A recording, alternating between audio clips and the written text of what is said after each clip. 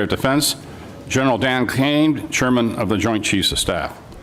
Mr. Secretary, General Caine, congratulations to you both on your new roles and welcome to your first hearing before the subcommittee. We look forward to working with you closely to provide for our common defense. And a very special welcome to Mrs. Bryn McDonnell. Bryn, it's great to have you back here in this room.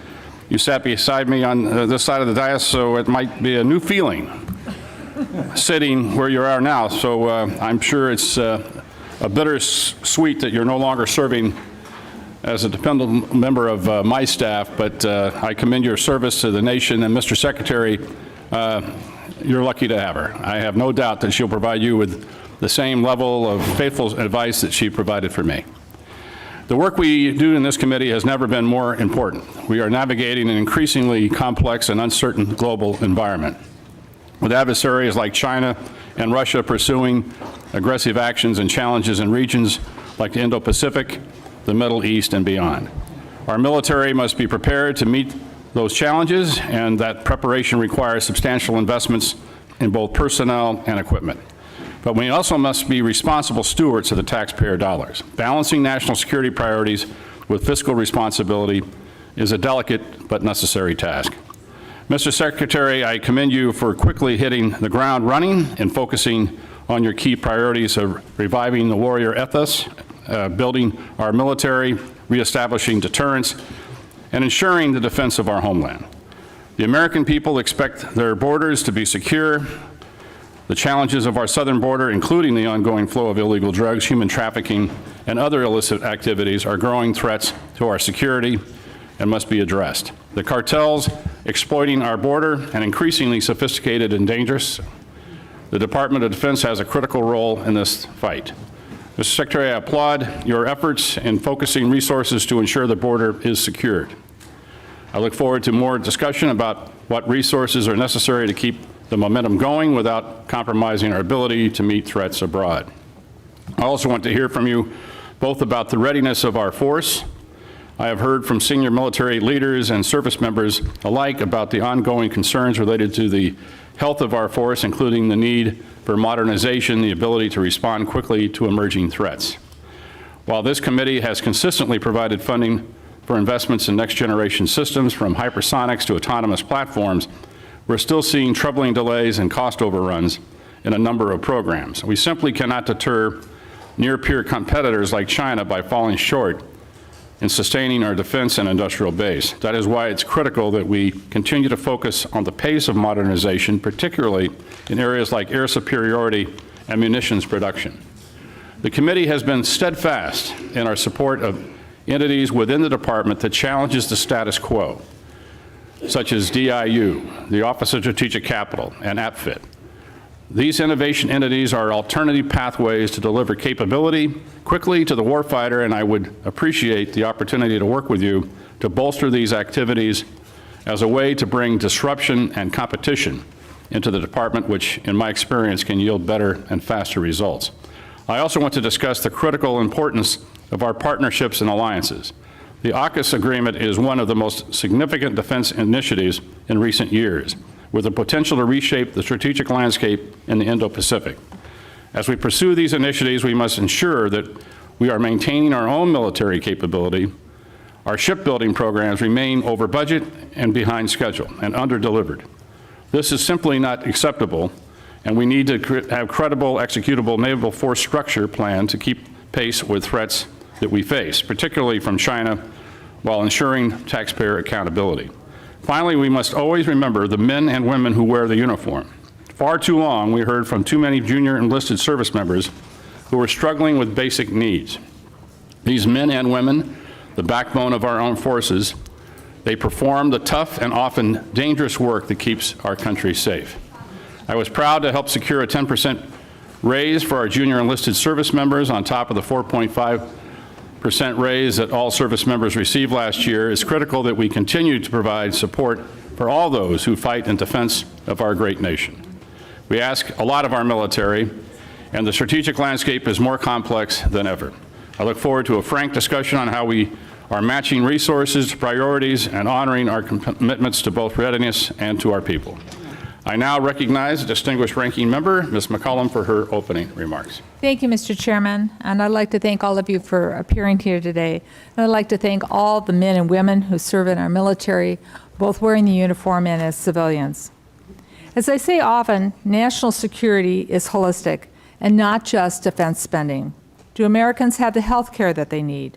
Are we providing good nutrition to our kids so that they can eventually grow up strong and serve in our armed forces? Cuts to Medicaid and SNAP and the reconciliation bill put the whole of our society at risk, and I believe that this weakens our national security. Also, billionaires can have their tax breaks. It's also irresponsible for us to assume that you can fund the defense programs through an unstable reconciliation process. That's why it's never happened before in our nation's history. What else has never happened before was the Departments of Defense operating under a full-year continuing resolution. The CR was endorsed by President Trump, OMB Director Vought, and you, Mr. Secretary. After enactment of the CR, the department had 45 days to submit a spend plan to Congress. In many cases, it ignored congressional intent. OMB has an obligation to get money to the services so that contracts can be executed in a timely fashion. But every defense company, from the smallest startup to the largest prime, has told me it is going too slow. Time and taxpayers' dollars are being wasted. Our national security is being put at risk because of the lag time. CRs are simply wasteful. But the point of this hearing is the President's fiscal 2026 budget request, and we don't have it. It was due in February. Today is June 10th. 4 months from now is the end of the fiscal year, and all we have is a very rough draft. The DoD has failed to submit a complete request. So today we are forced to mark up at a rushed and, for me, an incomplete Defense Appropriations Act. I don't blame Chairman Cole or Chairman Calvert. The fault is squarely on the administration. But just like the CR, this has national security ramifications. We do not have the critical information, the granular details on the DoD programs that we need to make in order to be effective and efficient with our decisions. The President proposes, Congress disposes, and that's how our government works. How can I work with this administration in good faith when we don't have a full blueprint of the President's priorities? For example, Golden Dome at this point is merely a concept. It's not a plan. None of us have been briefed yet on how you intend to spend $175 billion or deliver this program in 3 short years. We do not know if priorities like Golden Dome, if they do not survive the reconciliation process, what will the department do? You can't come back to this committee and ask us to fill those gaps. Defense spending should never have been included in reconciliation. Mr. Secretary, it's still incumbent upon you to provide us with the real budget request. That's the only way to finish a full-year bill that will address DoD's complex issues, like delays to the Virginia and Columbia-class submarine programs, the skyrocketing cost of the Sentinel program, ensuring our F-35 fighters are operational, and taking care of the quality of life issues for our service members and their families that they deserve. We also must understand the administration's approach to geopolitical concerns, like Russia's illegal invasion of Ukraine, or plans to address the military capabilities of the People's Republic of China, or adequately support our future military posture in the Arctic as the polar ice cap continues to melt. We don't know the answers because the administration has not submitted a budget. Mr. Secretary, let me close with this. There's no secret that we have some serious disagreements. The President's decision to call the National Guard troops to Los Angeles was premature, and the decision to deploy active duty Marines as well is downright escalatory. Active duty military has absolutely no role in domestic law enforcement, and they are not trained for those missions. I ask you, Mr. Secretary, and I ask the President, follow the law. I was also appalled by your decision to fire Chairman Brown, Admiral Franchetti, and other military leaders who served our nation with distinction. You fired them without giving a single reason why. Many Americans, myself included, have witnessed what is a deliberate effort to silence and diminish the achievements of minorities and women in the military. Their dedication, their heroism, their sacrifice on behalf of our nation deserve recognition, not erasure. As a former history teacher, I know and acknowledge uncomfortable truths about our own history. It is the only way, when we recognize them, that we move forward together. Since World War II, the department has made great strides in building a military that is more reflective of the population of this nation. That should be celebrated. It should not be reversed. That's how we build a more perfect union. We build it together. But, Mr. Secretary, today I have a job to do. We must provide the resources necessary to make sure our men and women in uniform can accomplish their missions and come home safely. And on that, Mr. Secretary, I'm sure you and I both agree. To do that, we need a budget from you as soon as possible, a complete budget. I look forward to your testimony. Mr. Chairman, I thank you for the courtesy, and I yield back. Thank you. And before we hear from witness, I'd like to recognize the distinguished chairman of the full committee, my good friend, Chairman Tom Cole, for any statement. Thank you very much, Chairman Calvert, Ranking Member McCollum, and always good to be here with my good friend and negotiating partner, the Ranking Member of the full committee, Ms. Delora. Welcome, Secretary Hegseth and General Caine, and we thank you for your service to our great nation. As today marks your first appearance before this subcommittee, I want to reaffirm my commitment to work with you and work to ensure that we have a strong defense. We convene at a time of significant global uncertainty. The threats facing America are diverse and evolving and demand a strong, agile, and effectively funded Department of Defense. As Chairman of the House Appropriations Committee, my primary responsibility is to ensure that taxpayer dollars are allocated wisely and effectively to safeguard our security. First, I want to address the readiness of our armed forces. We must ensure that our troops are fully equipped, trained, and prepared to meet any challenge. I'm particularly interested in the current state of our defense industrial base and the steps being taken to address any identified shortfalls in being able to meet production demands. Next, I want to address the modernization of our military capabilities. It takes us too long to acquire new weapon systems. Meanwhile, our adversaries are rapidly developing advanced technologies. We must not surrender our technological edge or allow our forces to be under-equipped and outgunned. I'd like to hear about your plans for Golden Dome, hypersonics, and other programs that are evolving with the constantly changing nature of war. It's imperative that we invest in technologies that will define the future fight. At the same time, we must remain realistic about development timelines and avoid overcommitting to a single approach at the expense of adaptability. It's important that this subcommittee understands how trade-offs and risks were approached in this budget. I've been concerned about capability gaps during transitions from one platform to the next. And while space is the next frontier, I'm hearing more and more that space offers an answer to every problem. While I'm optimistic about space-based capabilities, I certainly think platforms like the E-7 offer tremendous capabilities until, and frankly beyond, when space is fully online. We need diversified capability and support for programs across domains to ensure continued military dominance. I also want to hear more about the department's efforts to produce a budget that balances maintaining a strong defense posture with exercising fiscal responsibility. I'll be seeking assurances that the department's maximizing efficiency and eliminating wasteful spending. And Mr. Secretary, I look forward to hearing more about what you've done with the efforts undertaken so far.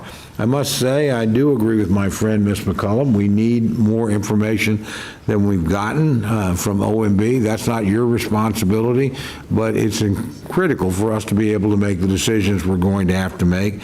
And again, I understand all the complexities of being a new administration. Nobody ever meets the timeline when they first come into office.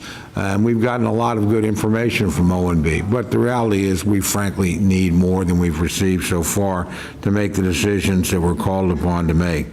I want to emphasize the importance of congressional oversight, and again, I'm committed to working with the Department of Defense to ensure that our national security objectives are met. However, we also have a duty to hold it accountable for its spending and performance. and I think I can speak for almost everyone in this room, no one liked the way the fiscal year 2025 process ended. Again, that's not your fault, that's our fault. And there's plenty of blame to go around, but it's certainly an experience I don't want to repeat. I don't want you or your colleagues at the Department of Defense to have to operate under a CR again for the coming year. I know the difficulties that places on you. Every member of this committee knows that. You've got my commitment. We're going to work hard to avoid that this year, but again, we need some help from all concerned in the process to achieve that goal. And almost no one, again, as I said, liked the way the process ended, but we owe it to the men and women in uniform to get this right.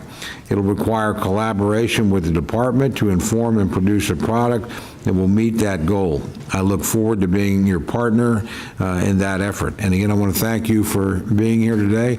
And again, I want to thank you for your extraordinary service to this country before you assumed this position. I think that's one of the reasons why we've done as well recruiting, is people that are thinking about putting on the uniform of the United States have confidence in you because you've made that decision and you served this country with distinction before you ever came on this post.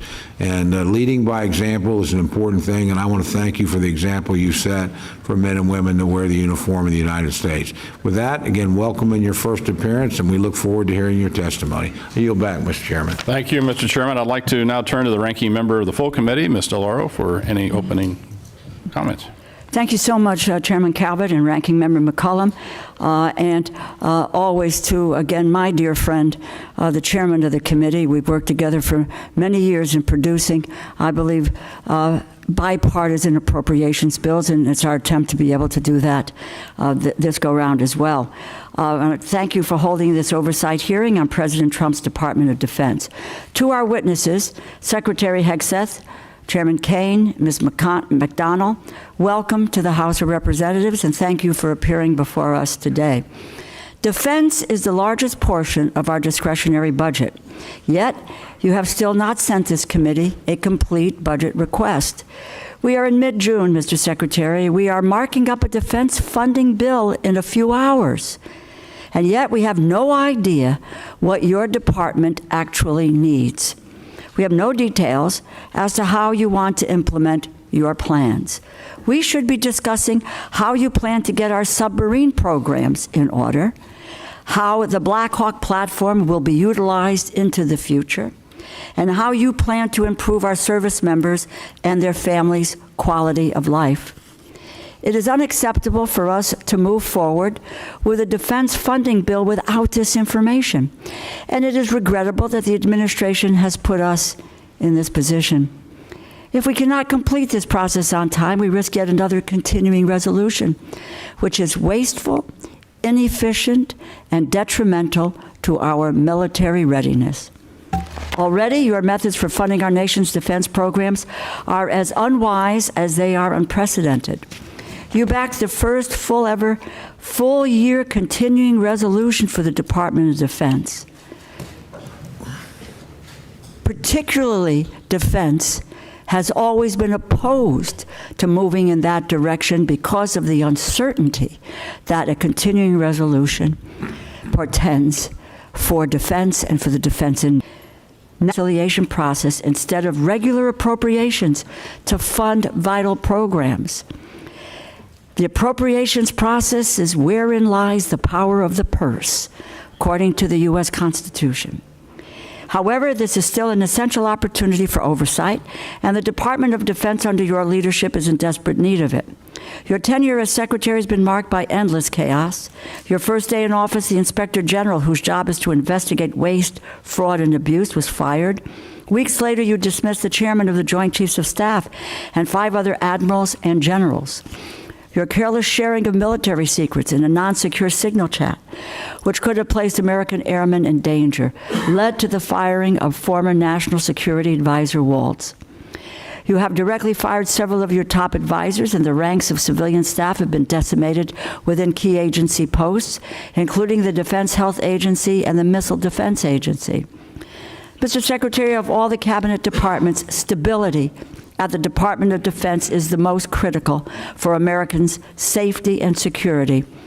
Going after waste in defense and an audit among contractors long overdue, as is a fresh look at defense after what we learned in Ukraine.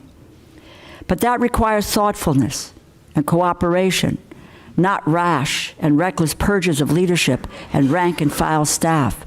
And firings based on political loyalty are an affront to what our Constitution and our military stands for and depends on. Meanwhile, this administration has done seemingly everything possible to alienate America on the world stage and turn our back on our allies, particularly Ukraine. Our belligerent trade wars and the dismantling of our humanitarian mission all have implications for our national security. Why would anyone trust us or partner with us when we are busy undermining our allies' economies and encouraging China to fill the vacuum we are leaving by abandoning our humanitarian mission? The bags of flour that I've seen on foreign soil that say U.S. AID, U.S. product of the United States of America will be gone, and instead will be replaced by China or Russia or Iran. Conflicts around the world that President Trump promised he would resolve overnight are only escalating. While we need to focus and prepare for threats to freedom and democracy worldwide, the Department of Defense is mired in controversy and chaos. The American people expect, deserve, and demand better from their military leadership, and the lawlessness across the government must end. This administration has unlawfully dismantled agencies and stolen funding across the government to give billionaires a tax break. America's future soldiers are learning in our public schools. Our future sailors might rely on Medicaid to see a doctor. Our future airmen and women might only have a meal to eat because of SNAP or food stamps, or they may live in subsidized housing. If tomorrow's service members are worried today about having their most basic needs met, then they are being held back from their fullest potential, and that weakens our national security. National security is not just machines and munitions. It requires a whole-of-government approach, which is why this administration must provide us an acceptable and complete budget as soon as possible so we can conduct proper oversight, and why this administration must cease the lawless stealing of appropriated funds. I thank the chair and ranking member, and I look forward to your testimony. I yield back. Thank the gentlelady. We'll now begin with witness testimony. Gentlemen, without objection, your full written testimony will be placed in the record. Secretary Hegseth, we can start with you for your summary of your remarks. Secretary, you recognize. Well, Chairman Calvert, Ranking Member McCollum, distinguished members of the committee, thank you for the opportunity to testify in support of President Trump's proposed fiscal year 2026 budget for the Department of Defense. I'm honored to testify today alongside General Dan Caine, Chairman of the Joint Chiefs of Staff, and Bryn McDonnell, who is performing the duties of DoD's Comptroller and Chief Financial Officer. I'm also proud to represent and serve our warriors and their families.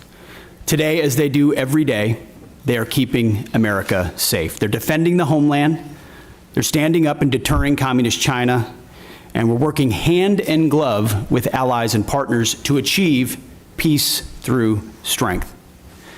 I'd actually like to start by thanking this committee and Congress for your bipartisan leadership to give our troops a big pay raise in 2025. This included an additional 10.5% raise for our junior enlisted service members, E1 to E4. Thank you also for supporting other initiatives that will improve quality of life for our warriors and their families. With a focus on our troops and their loved ones, I've directed additional actions that will further improve their quality of life.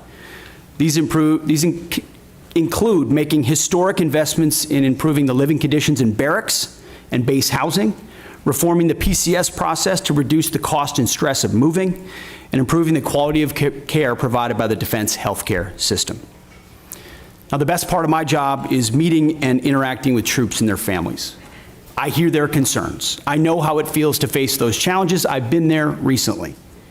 Each of these initiatives responds to feedback that I've received from the force, and I'll keep listening and looking for ways to improve their quality of life.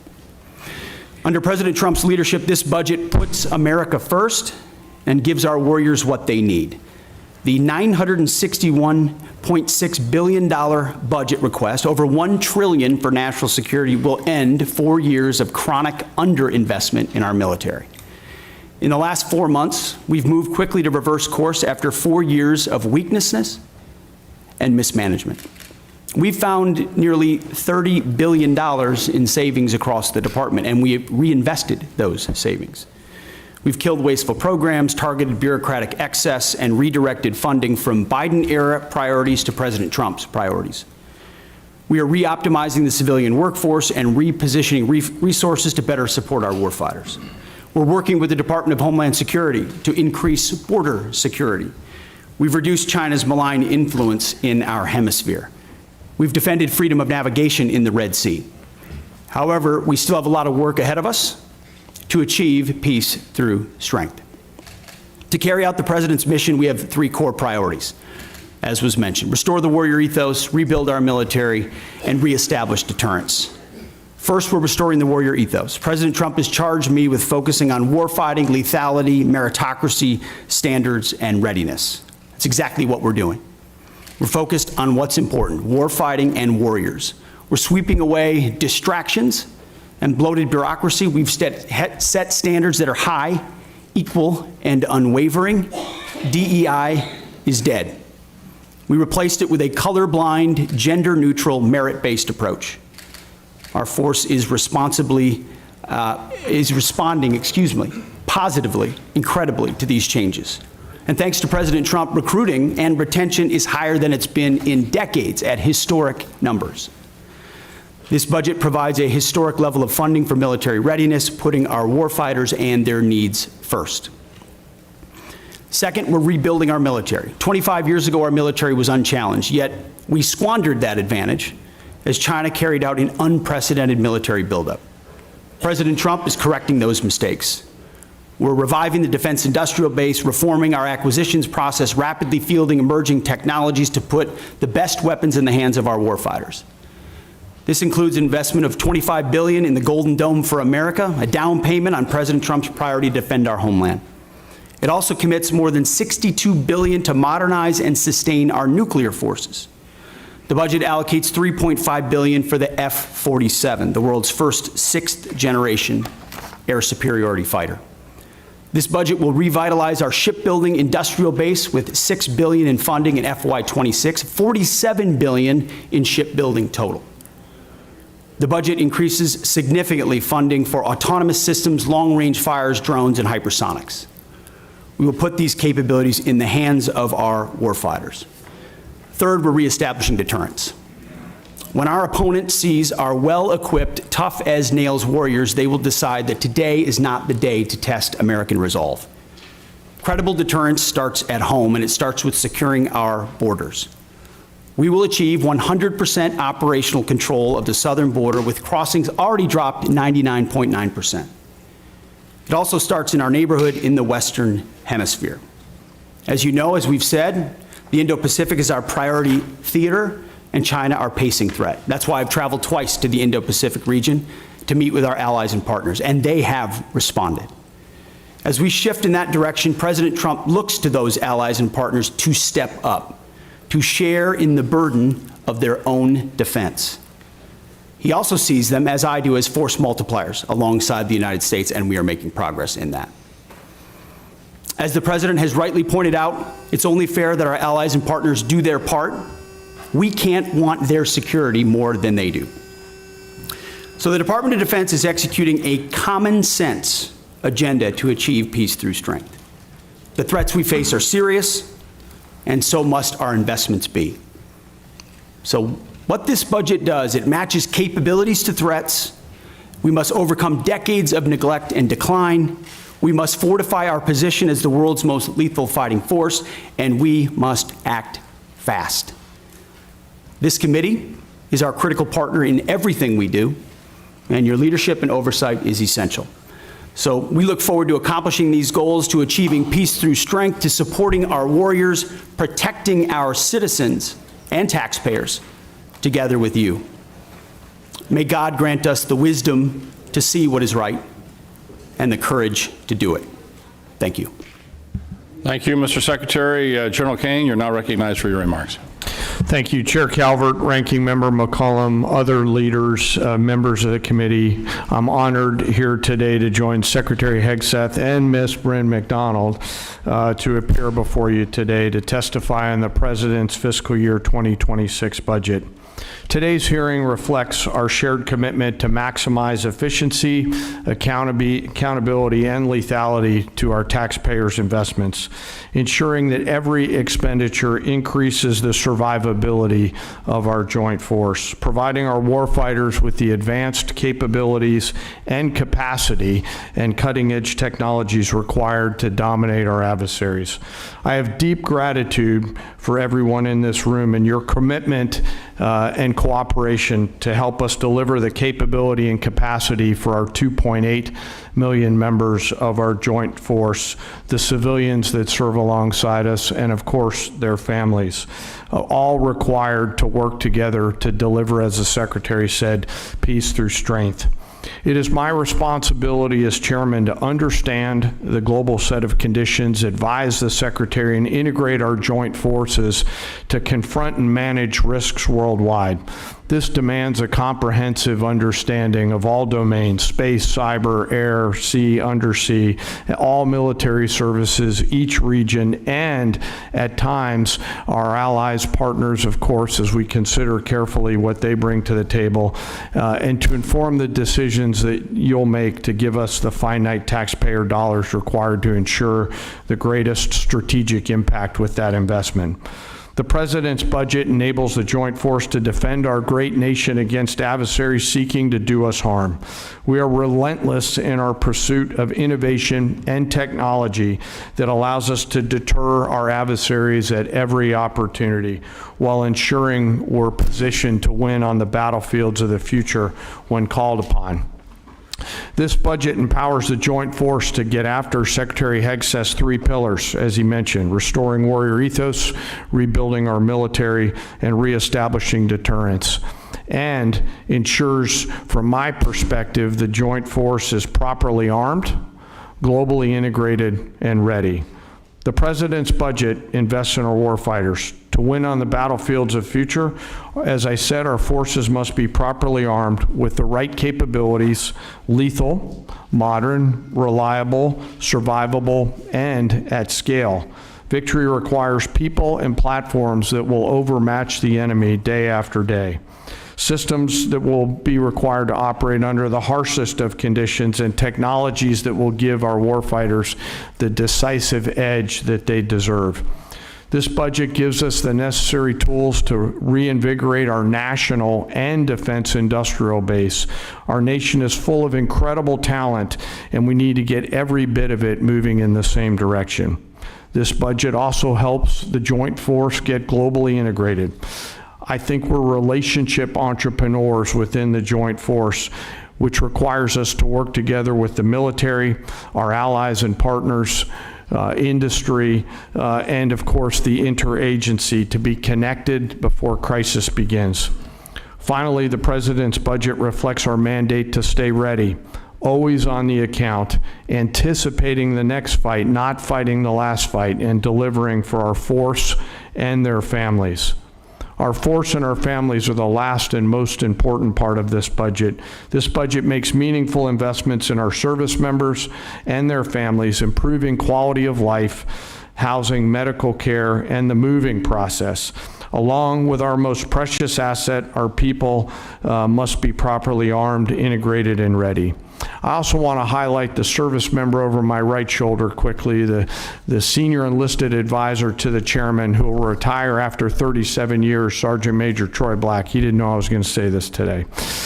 So in conclusion, it's an honor every day to serve alongside some of the most extraordinary warriors, civilian teammates, and families that our nation has ever known. I assure this committee that the joint force remains committed and capable and ready to defend our nation. With your continued support and prudent investment, we'll maintain that competitive edge at scale.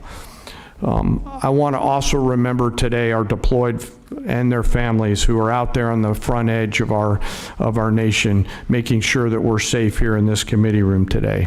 And I would be remiss, as I always try to remember our fallen and their families who've made the ultimate sacrifice. I thank the Congress for your support and collaboration. I thank this committee for your efforts and leadership, and I look forward to your questions. Thank you. I want to make sure that each member has a chance to ask questions, so everybody will have 5 minutes for the remarks and answers. Remember, when the little light comes on and it's yellow, you got 1 minute left. So I'll begin by recognizing myself for 5 minutes. Mr. Secretary, the department recently issued a memo reducing the civilian personnel at the Office of Director of Operational Test and Evaluation by about 74% and reduced the budget by 80%. Now, everyone on this subcommittee can attest that I've been beating the drum for reductions in DoD personnel, civilian personnel, since I became a member of the committee, and that's a long time. In fact, I have a bill that would require the department to reduce civilian staff by 15% based on merit. However, I think we need to be intentional and clear-eyed about the functions that we reduce.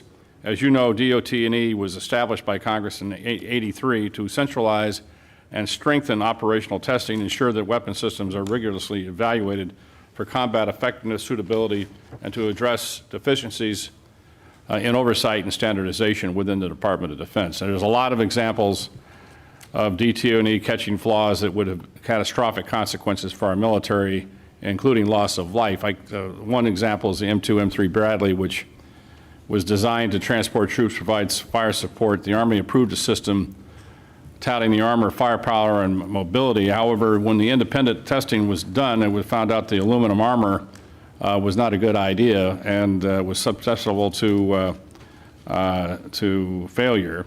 And early versions caught fire and burned. And so obviously we made changes and rectified that, and the Bradley's been a valuable part of our military ever since. But we share the same goals to create a more efficient, leaner DoD, but with things like Golden Dome coming along, we want to make sure that the technologies we pick are going to work and that we fund them accordingly. So I understand the reduction is seeking to remove duplicative functions. We're not interested in delays, and I know that that's really high on your list. However, a layer of independent testing is, I think, important. In light of that, with the reduction, how will you ensure that the military services tasked with testing and evaluating their own programs will not revert to past behavior which showed they would approve systems in order to meet operational needs or budget timelines? So with that, Mr. Secretary, see if we can have an answer to that. Well, Mr. Chairman, I appreciate the question. And how we evaluated DOT&E was a reflection of the overall approach we take in the department, which is how efficiently do we operate? Where are the bottlenecks? We talk about the things you talk about every single day. How do we get how do we get systems, platforms, future capabilities in the hands of warfighters as quickly as possible? And so a review led by myself, the Deputy Secretary of Defense, our friends at DOJ who've worked with us, have helped us look and identify places where we might find efficiencies. Now, I work, and my hands are directly in the middle of that, to ensure that as we seek those efficiencies and reduce those redundancies, we're not doing so in a way that undermines our capabilities or safety for warfighters in the future. DOT&E, after we got rid of a lot of the really low-hanging fruit of tens of billions of contracts and things that we've reduced, that were duplicative, that were completely wasteful, that were creating PowerPoint presentations that no one was looking at, you start to look at things like DOT&E, testing and evaluation, which in a headline sounds quite significant, and it can be in many ways. But when you ask the services, you ask the joint staff, you talk to the comptroller and CAPE, and you go across the other undersecretaries, there's a universal recognition that DOT&E's mission has bloated and expanded well beyond the scope of what it was supposed to be. And as a result, was expanding by months, and sometimes even more than that, the amount of time it was taking for systems to actually make it in the hands of warfighters. So you still have services in other places doing that testing and evaluation. This remains in place at a right size. So we see it as a right sizing of DOT&E. So it still provides that oversight and ensures across the joint force we're recognizing the challenges, but it doesn't add unnecessary time. So we recognize why it was created. We want it to do its job, but not more than its job. And that's what we believe it's doing by reforming it. Well, thank you for that answer. Obviously, as we expect new systems, new technologies to come online quickly, we want to make sure, as this committee, that we're funding it properly and to make sure that you can handle the volume in which that you're anticipating, especially with a new technology like Golden Dome, which, you know, we still, as the ranking member pointed out, we still haven't seen a clear definition of what it is and what it's a strategic theater system, lower 48, Hawaii, Alaska, the rest of it, and how these layered systems are going to be put out there to defend the country and to make sure that we're not spending a lot of money unnecessarily. So testing and evaluation is going to be an important part of that. With that, I recognize Ms. McCollum. Thank you, Mr. Chair. Mr. Secretary, I plan to ask you some budget questions about the following: the cost of the Qatar plane, where the money from the Army's parade is coming from, or the National Guard deployments to the border, where that funding is coming from. I honor and celebrate the United States Army, but I'd like to know how much this parade is going to cost. I have sent the department letters on several occasions on this, and I'm still waiting for a response. But then something else happened this weekend, and it needs to be addressed. And that is the President's premature and escalatory decision to deploy not only the National Guard troops to Los Angeles, but active duty Marines as well. Mr. Secretary, we're both from Minnesota. I was in the Twin Cities during the riots that followed the murder of George Floyd. Tens of thousands of protesters took to the streets for days. Governor Wiles made the decision to call up the Minnesota National Guard. At no point did we need the citizens of Minnesota request that the Marines be deployed. Our state and local law enforcement, along with our National Guard, who have worked on crowd control, they were more than enough. They were more than capable of handling this situation. History has proven that law enforcement and the National Guard are more than capable of handling situations more volatile than what happened this weekend.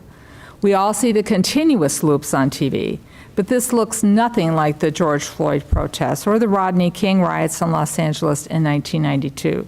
Mr. Secretary, this is a deeply unfair position to put our Marines in. Their service should be honored. It should not be exploited. The President has issued an executive order and talked about deploying troops across the country.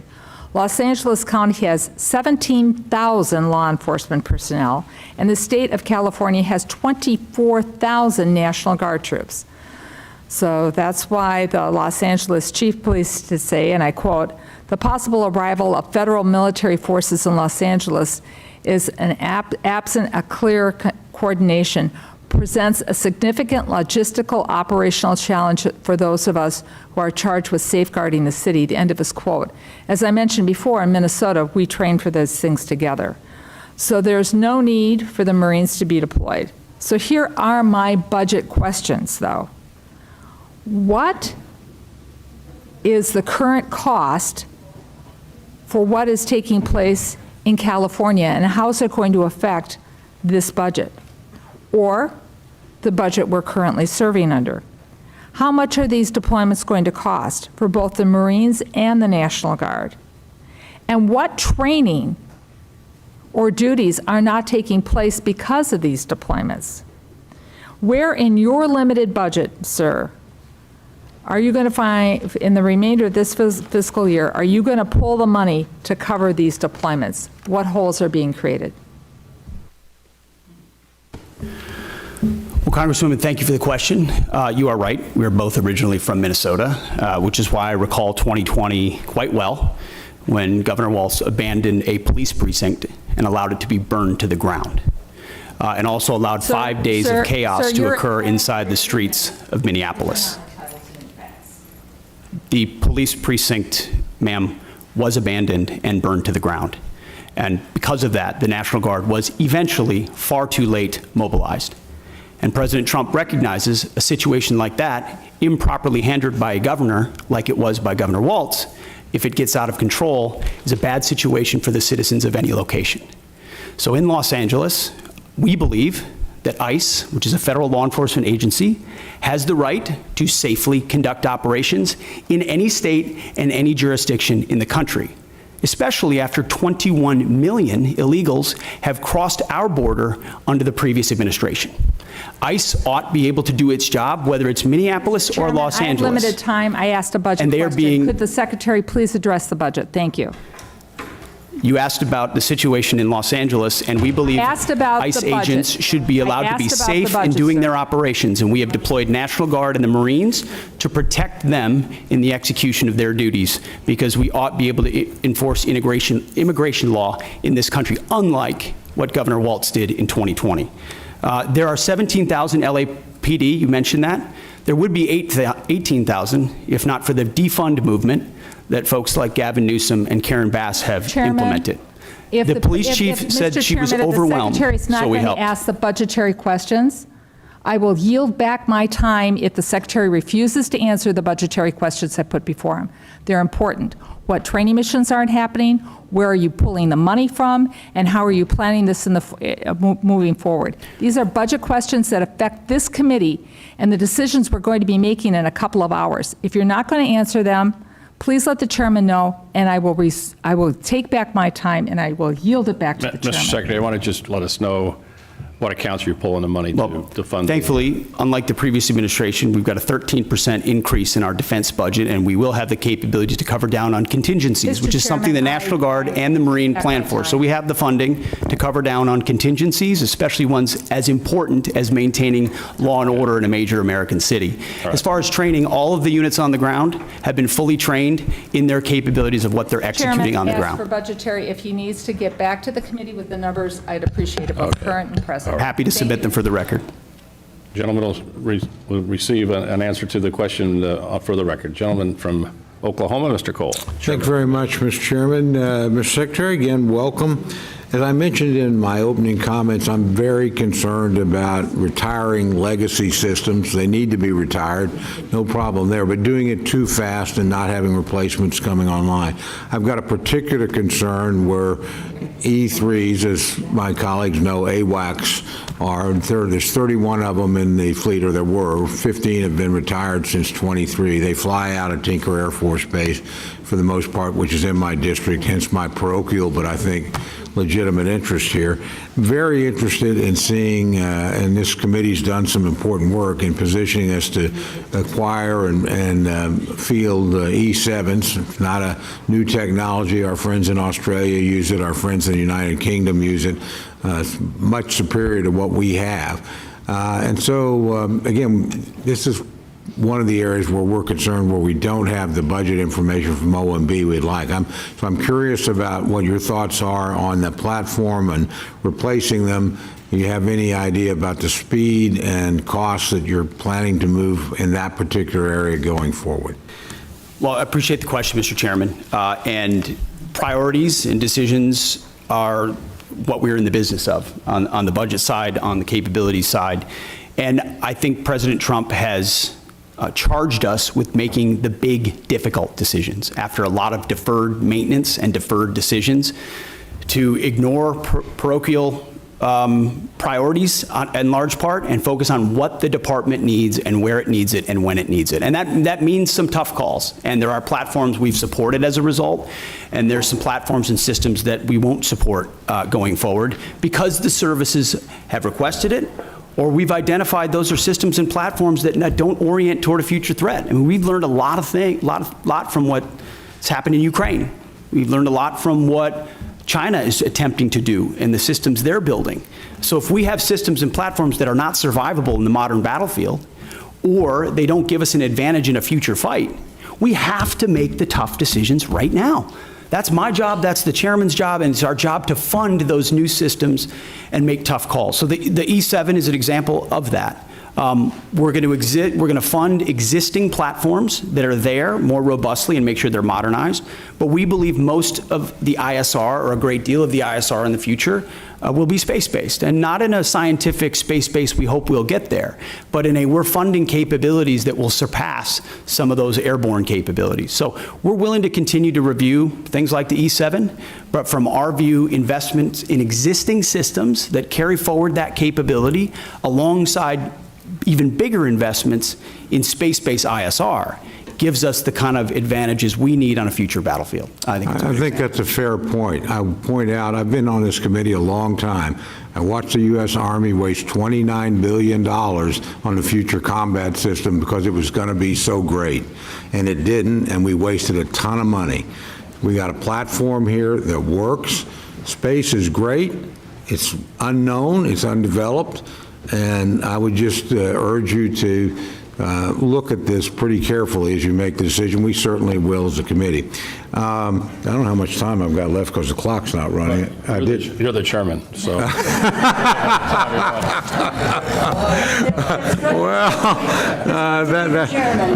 Well, I will try and be respectful to the committee and certainly respectful to our witnesses.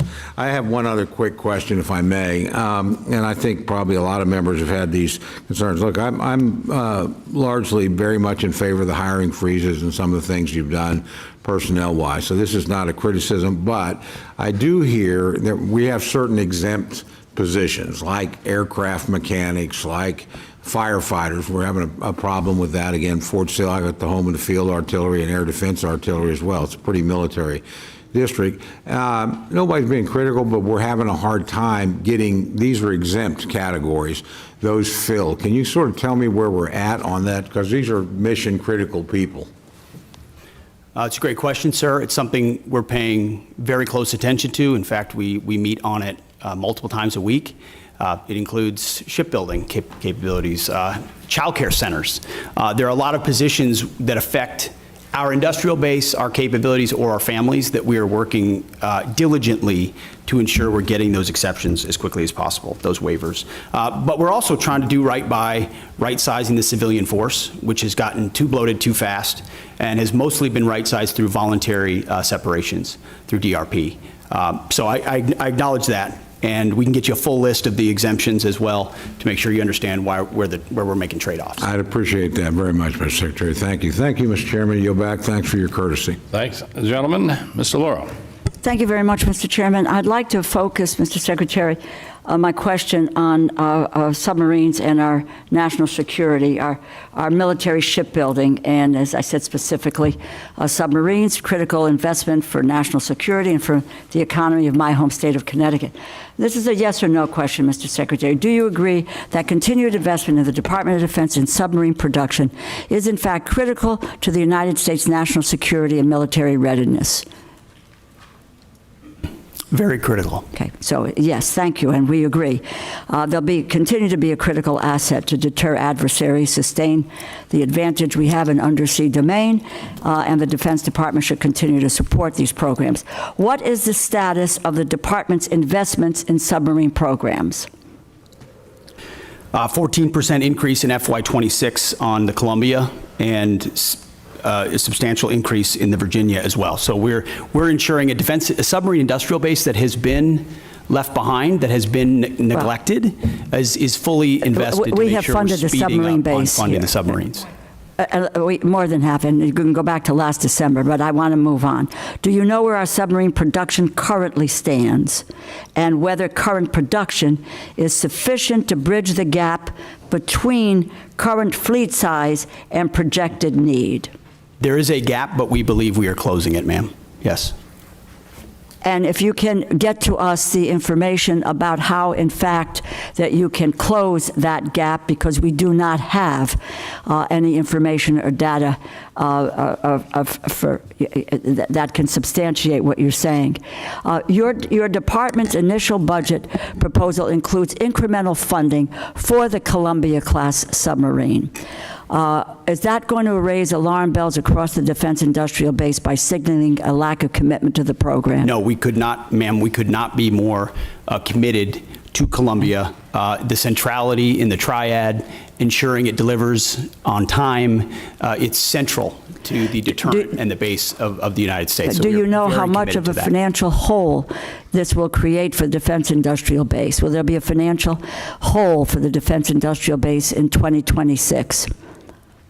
Certainly not based on our projections. There is not a hole. We're investing in Columbia robustly. Okay, without numbers, it's my understanding the department is planning to move $3.1 billion for the Columbia class from 2026 and spread it over 2027 and 2028. This creates a serious problem for industry in the short term and hampers shipbuilders' ability to reach an adequate production rate. Have you been in contact with Electric Boat or with Huntington Ingalls about your plans? Almost every day, our Deputy Secretary of Defense, alongside our Secretary of the Navy, are actively engaged with all of our shipbuilders and shipyards to make sure their needs not only are being met, but their shortfalls are being addressed so that we can close that gap in real time, which has existed. So that you can really lay out for us the information and which we would like to get, this committee needs to take a look at, because I know you believe that submarines are important, as I do, but getting the specific information about where we stand, what the production rate is, what gaps there may be. We're willing to listen to all of that because, in fact, in contrast to what your earlier statement was, we have, in fact, supported mightily the submarine industrial base from this committee. That has not been neglected. Do you have a plan for making the investments necessary to ramp up submarine production to the necessary elections? I would just tell you, as part of the December continuing resolution, Congress included $5.7 billion for the department to put on contract for 2 additional Block 4 and 1 Block 5 Virginia-class submarines. The Navy advised members that these funds were required to be placed on contract by February of 2025, yet the department did not put funding for the 2 additional Block 4 boats on contract until April 30th. So do we have a plan, do you have a plan for making the necessary investments to ramp up submarine production to the necessary levels? And what is that plan? Ma'am, first of all, I want to thank this committee for the flexibility alongside FY25 and the continued resolution. Well, I would hope you would thank this committee for the funding that it had made. Submarine industrial we have made a base, and we serious appreciate that. investment. So your first statement is inaccurate. We have focused squarely on submarines, and we're now want to know where that is going and what your plan is for the continued advancements to meet production levels and make sure that that is an area that's covered for our national security. Ma'am, I fully acknowledge the investment this committee has made in shipbuilding, and the challenge is our department under the previous administration squandered a lot of that by Please, not I want your plan. I've had difficulties with the prior administration, and I don't mind calling them out. What is your plan for the future?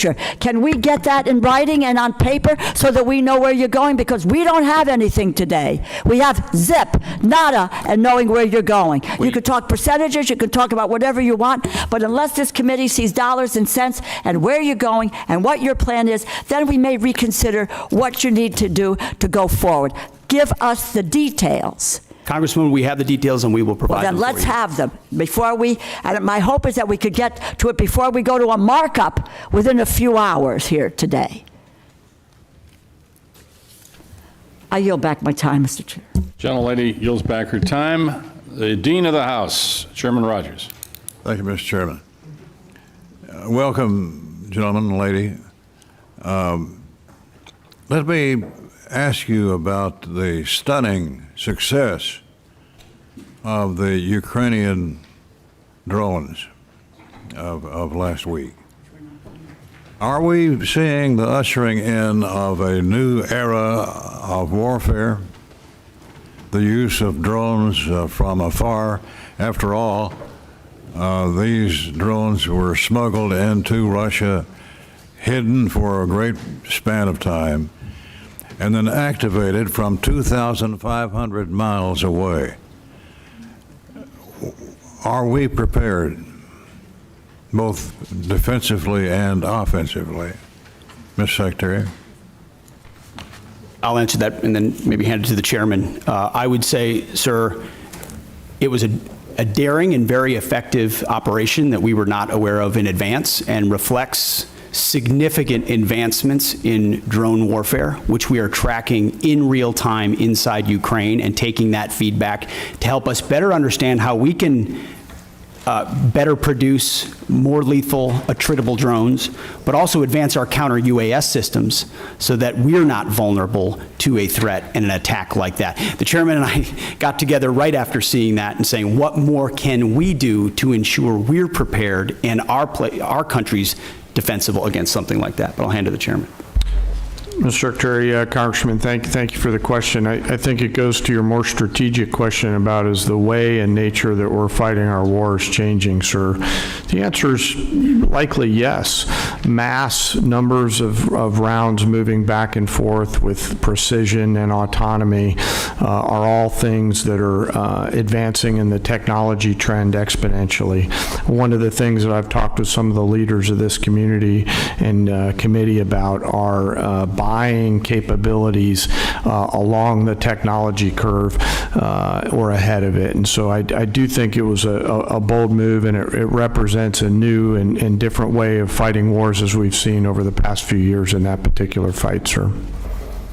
What do we need to do to protect ourselves from a similar type raid by an adversary? Well, sir, intelligence is critical. Human intelligence, signals intelligence, every aspect of how we get ahead, get to the left of a problem like that. And certainly our department in conjunction interagency are focused on that.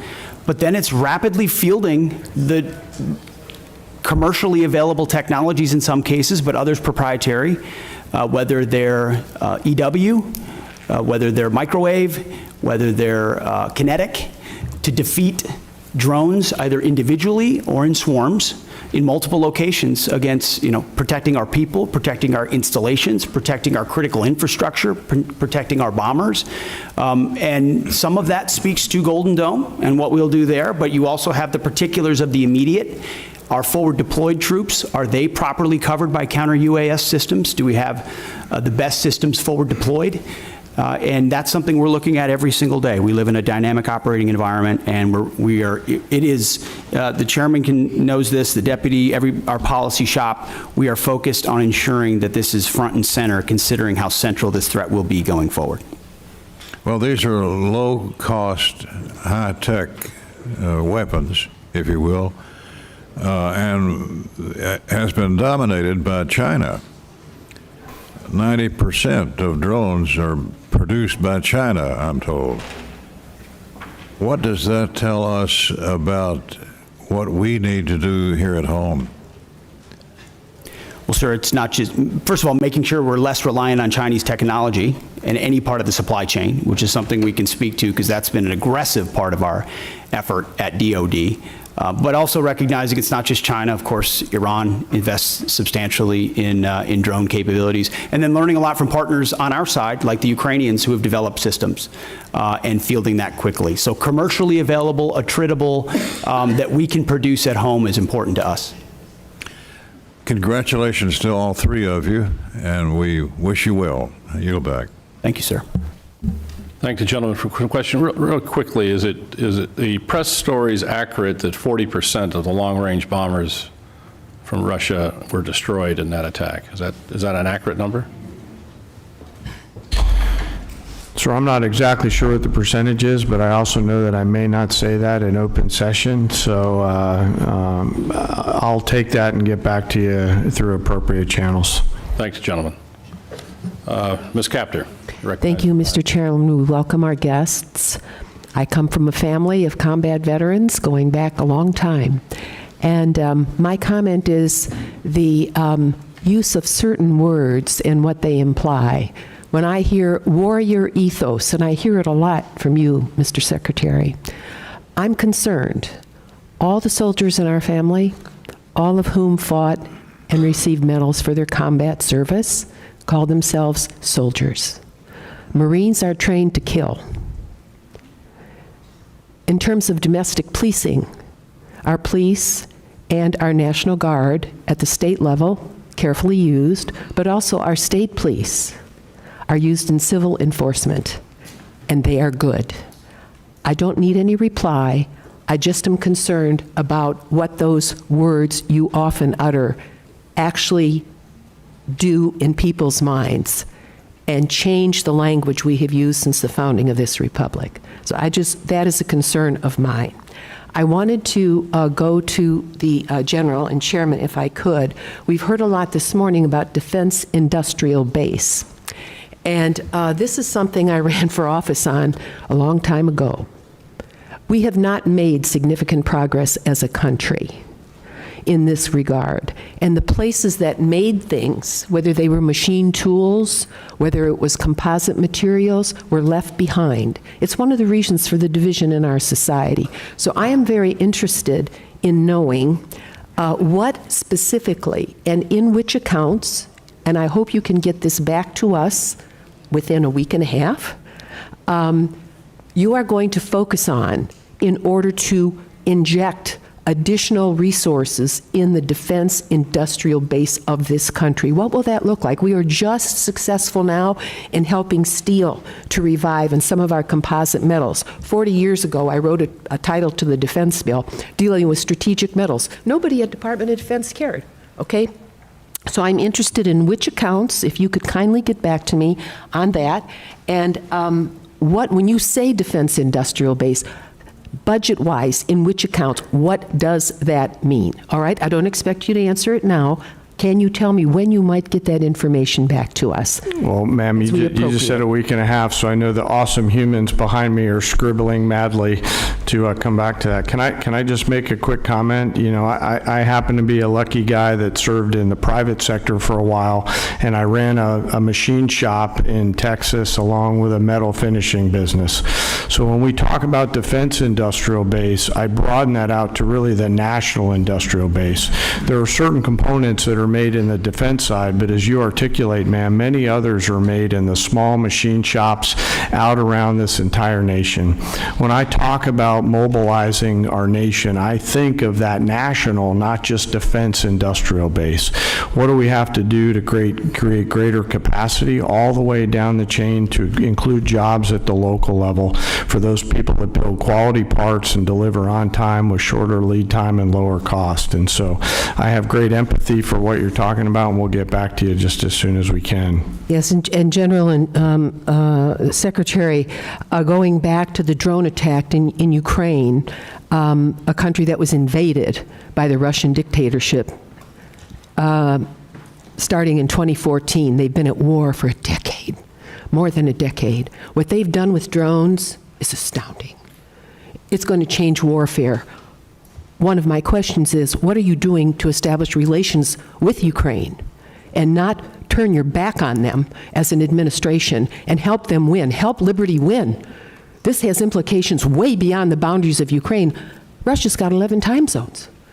I mean, this is the most important test of liberty for our NATO alliance in my lifetime, and we better help win.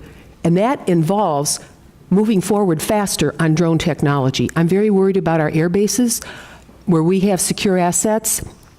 Mr. Secretary, can we defend them today if they were to have a similar attack? We're certainly very focused on that, ma'am. And we're learning every day from Ukraine. I think we would need to clarify what win means. This president is committed to peace. He's committed to stopping the killing. And he was not in office when it started in 2014. There were no additional incursions in his first term. And then under the previous administration, Vladimir Putin sought to take Ukraine. We're committed. This administration's committed to peace, to stopping the killing, and we think that serves Did you just American leave interests. Ukraine, Mr. Secretary? Did you just leave Ukraine? General lady's time has expired, but if you can get I did back not leave to Ukraine. us on that. No, ma'am. Have you visited Ukraine? No, ma'am. My first trip there, sir, was 1973. I yield back. Time has expired. Mr. Carter, you're recognized for 5 minutes.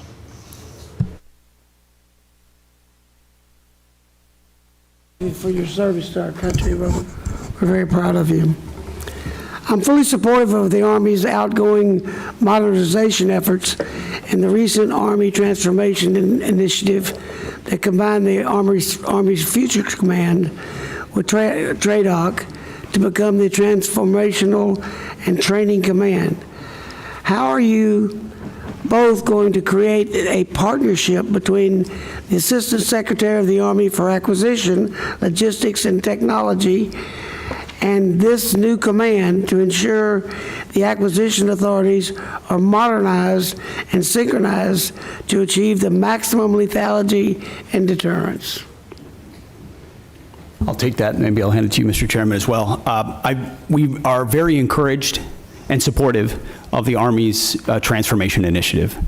General George has been critical to that, as has the Secretary of the Army, Dan Driscoll. And together, it's been a heck of a partnership and a willingness to get at the core issues facing today's Army and ensuring it is reformed and modernized to meet the threats of the future. One of those aspects is merging those commands. And I can tell you, whether it's the warrior ethos or lethality, that is central to why we make decisions, ensuring that we're not making decisions on behalf of bureaucrats or process, but to ensure we're getting the most lethal aspects of what we do front and forward as quickly as possible, and that involves things like Futures Command and TRADOC. And when you merge those things, you have to make sure you're getting rid of things that are redundant and pushing forward things that matter the most. But I'll defer to the chairman. Well, I've shared that commitment completely, and I share this transformation. What do you see as the fundamental capabilities of this command must develop to ensure that we have the lethality and deterrence necessary to succeed in Indo-PACOM? That's where the future is. Sir, I'll first echo the Secretary's respect and appreciation for Secretary Driscoll and General George.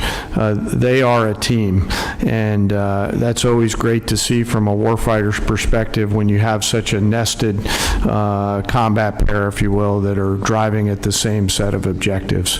I think there's clarity, Congressman, in the minds of both the Secretary and the Chief on the need for things like long-range fires in the Pacific, and in order to pay for those, they're making those difficult decisions down the Army Transformation Initiative in order to pay for them. Well, when we started talking about the Futures Command, one of the things that I was hoping we would do is we would not get a project stacked up on somebody's desk and stacked that high, and when he got down to checking on that, oh, that goes to you, and it goes on top of another, on the bottom of another stack that high. And so we get delayed and delayed and delayed and delayed in certain areas of bureaucracy. I think that is dangerous for our country as we look forward in Indo-PACOM. Yes, and that's sir. why I asked the question. Another issue that's very important, the department has historically relied on outdated production techniques of energetic manufacturing, which may have remained unchanged since the Second World War. How is the department ensuring that investment in next generation energetics manufacturing, such as AI, machine learning capabilities, and enabling and assurance of quality assurance, robotic-driven load, assembly, and pack, and automated formation processes, a prioritize and transition out research and development that is capable of producing these pathways. In other words, a modern way to load and turn out ammunition in the simplest terms. We're robustly funding things like DIU, like SCO, like the Office of Strategic Capital, to ensure that commercially available options, other companies are able to compete that traditionally are not involved in procurement at the Defense Department, so that the valley of death is eliminated, and you're able to bring in actual competition and dynamic solutions. Otherwise, ammunition's a great example. It's very antiquated in many cases. We're still making rounds the way we made them after World War II. You have to project out what you want to make, send that signal to industry, and then allowed innovators to enter that space so they can bring new technology and rapidly field those new technologies. Otherwise, you're stuck doing it the same way you've always done it. Sir, I was going to add something, but I'll hold off if you're going to roll. You can get a written response to the Yes, sir. gentleman from Texas on that. That's a concern to all of ours, is to modernize our manufacturing capability for we can get back manufacturing to the United States. Well, Mr. Cuellar, you're recognized. Thank you, Mr. Chairman. Mr. Secretary, and all three of you are welcome, and thank you for your service. I represent an area from San Antonio all the way to Laredo, the border. In San Antonio, we got Joint Base San Antonio, the largest joint base in the Department of Defense that contributes over $151 billion to the Texas economy. We support 266 mission partners. San Antonio also has the second largest cyber footprint in the nation, hosting the 16th Air Force cyber, and then of course the military facilities that are the best in the country also. Along with that, going down to Laredo, the largest port in the country, 9th largest in the world after 8 Chinese ports. Number 9 in the world is Laredo.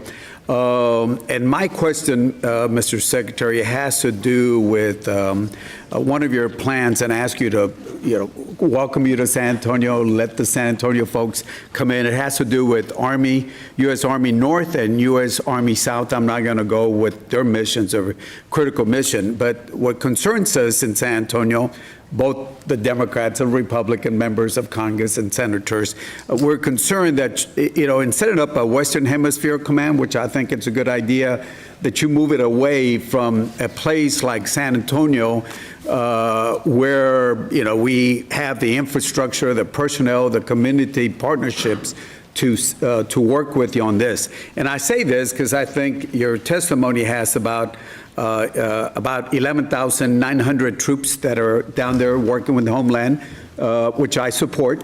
And keeping in mind what's happening with the cartels in Mexico and other places, I would ask you to, when you look at this Western Hemisphere Command, that you don't move it 1,500 miles away from the border, especially in a place like San Antonio. I think we got a few Texans here that can talk about the rest of the state of Texas, and some wannabe Texans also that can talk about what the facilities we have. But I would ask you to, as you consider this, to keep the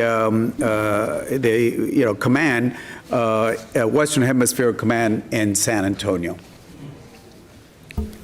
Well, sir, count me amongst some of the wannabe Texans.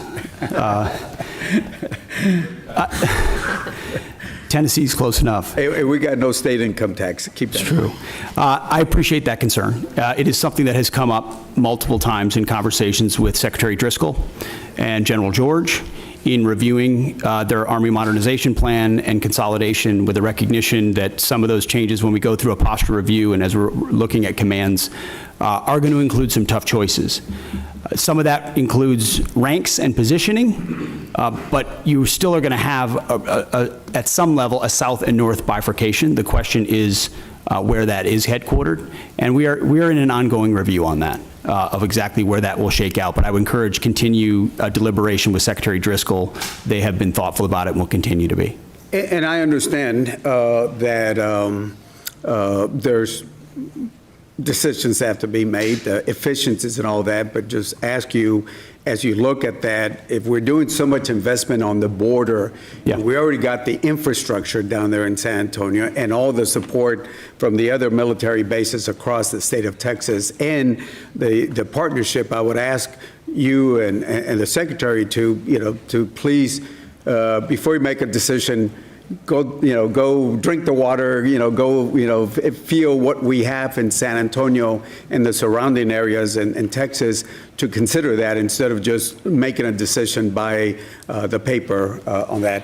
And certainly ask you to consider also the second largest footprint that we have at cyber there in San Antonio, and working with the top cyber university, UTSA there. And of course, the military facilities that we have, which are in the best. And certainly during the Afghanistan and Iraq war, that area was looked. So I just ask that before any decisions were made, consider making a trip to San Antonio and have your folks understand that. I know some of y'all have been in Texas before, and would ask you to look at that. So with that, Mr. Secretary, and all of y'all, thank you for your service.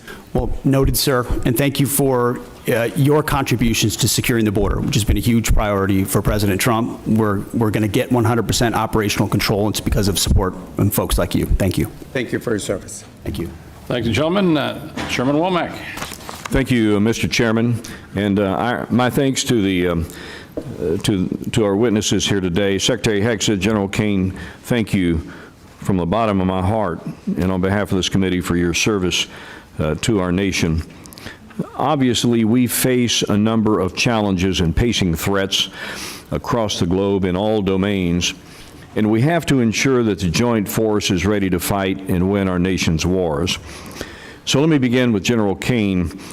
What risks do the recent force structure changes or proposals in the Army and Marine Corps present to the joint force, given your global force integration responsibility? Can you speak to that for a minute? Yes, sir. And I'll be mindful of the environment that we're in and speak broadly, and thank you for the question. We are having to make some difficult choices to pivot some of the combat capability that we have now to the combat capability that we need in the future. Both services, alongside the Department of the Navy and the Department of the Army, are making those changes in order to provide us with the combat capability and capacity that we need at scale to create the dilemmas that we have to deliver for the joint force and our adversaries. So at this point, we're doing the right pivots, Congressman, to make sure that we have the right depth that we need. Secretary Hegseth, both of you understand the unique value proposition that the National Guard provides the joint force, having served. And gosh, for a long time, it was just me and Hal Rogers up here as the Guard guys. So it's good to have some company. As we're looking to be efficient with federal dollars, I always kind of believe that the Guard and the reserve component structure in general brought what I called value to the force. That I realize it's probably not at the same level of proficiency that the active duty counterparts might have, but they bring value to the force. And when we need to surge responsibly and quickly, then the Guard and Reserve are certainly at the ready to do that. My question is pretty simple. Can you both commit to ensuring that the National Guard component is resourced and equipped properly to meet not only today's operational demands, but those in the future? And I ask this question having had experience back in the day when the National Guard was more or less a reserve force, and it was only after 9/11 that we began to use the National Guard in a truly operational form. And I thought it did a lot of great things for the Guard. I thought it brought value to the force, and I worry sometimes that we may pivot back to the time when the National Guard is relegated to more of a reserve structure rather than able to surge with our forces in a moment's need and be able to deliver combat capability and combat service support capability when needed. Can you speak to that, Secretary? Sir, I think it's an excellent point. The National Guard and Reserves bring great value, not to mention the civilian skills, the additive civilian skills that they bring. Completely recognize the shift that happened after 9/11. I was a part of that, as were many people in the Guard of our generation. I think we're entering another phase, especially under President Trump, with his focus on the homeland, where the National Guard and Reserves become a critical component of how we secure that homeland and apply those civilian sets across the spectrum. So when you're looking at, say, the Army, for example, what we need in the active Army vis-a-vis the National Guard will not be a reflection of what we need or don't need. It will be a right sizing of where that particular application would be best used. And the National Guard is a huge component of how we see the future, sir. General Caine. Sorella, the policy makers tell us what size our force should be. What I will commit to you, and by the way, thank you both for your service in the Guard. As a fellow Guardsman, you're legendary in those hallways. What I will commit to you is that I'll make sure that the voice of the Guard is heard at the policy level pursuant to my job as a chairman. I yield, Mr. Chairman. I thank the gentleman. Mr. Case. Thank you, Chair. Mr. Secretary, at the Shangri-La Dialogue, in your speech of May 31st, you stated, and I quote, "Here in the Indo-Pacific, our futures are bound together. The prosperity and security of the Indo-Pacific are linked to those of your people." You went on to talk about the benefits from the, quote, "peace and stability that comes with a lasting and strong American presence here in the Indo-Pacific," end quote. Do you believe that the only way to achieve our contributions to peace and security and stability in the Indo-Pacific is through military strength alone? Sir, certainly not through military strength alone, although military strength is the business that we're in. So we're building partnerships across mill to mill, whether it's the Philippines, Japan, Australia, more actively than any other part of the world, because the application of American strength is not America alone. It's by, with, and through partners who share mutual objectives. And so we are very invested in military-to-military relationships. So you, as the Secretary of Defense, believe that we need to take a broader approach in the projection of national power, national influence than simply our military. Is that correct? Well, sir, that's not my job. My job is the military application. So yes, but others will determine the broader spectrum of that, but it's always useful to have other applications of power as well. But how others actually do that does impact your job in running our military, right? I mean, your military operations, your military presence, your mill-to-mill relationships that I agree are important, are all going to be impacted by our non-military projection of power, influence, and assistance throughout the Indo-Pacific. Is that correct? I would just say that from my 2 recent visits to that region, meeting with many of those ministers of defense multiple times, their focus is what capabilities can we share together, interoperability and capabilities that establish deterrence, because the most important message America can still send, and they can still send, is hard power capabilities. What can we project? Where can we project it? As the chairman said, what dilemmas can we create? That's the business that we're in. And so we work with those partners that share common goals, and our militaries are working better together than they ever have, and I appreciate your focus security. on the military side. That's obviously directly your job, but I'm asking you to think and comment more broadly on our big picture approach to the world. This administration, for example, has proposed to reduce the State Department by $8.3 billion, the Economic Support Fund, the Development Assistance and Democracy Fund, and the Assistance for Eurasia. This administration has illegally sought to destroy the U.S. Agency for International Development, and in its budget request, reduce it significantly down to close to zero. This administration has proposed to reduce the international narcotics control and law enforcement effort by $1.2 billion. This administration has proposed to eliminate the Millennium Challenge Corporation, or not eliminate it, but reduce it by $1 billion, a significant reduction. One of our principal agencies that assists us with meeting the needs of the Indo-Pacific in the infrastructure area, and what I think you would agree are key strategic countries such as Indonesia, such as Kiribati, such as the Philippines, such as the Solomon Islands. This administration has proposed to reduce international organization contributions by 83%. This administration is not following through on commitments that we made to the freely associated states, all of which are strategically critical to this country, to expand veteran services in those 3 countries, Palau, the Federated States of Micronesia, and the Marshall Islands. This administration appears to be slow walking the resurgence and expansion of the Peace Corps throughout the Indo-Pacific. Do you think that that will affect your job in the military space with your relationships with those countries?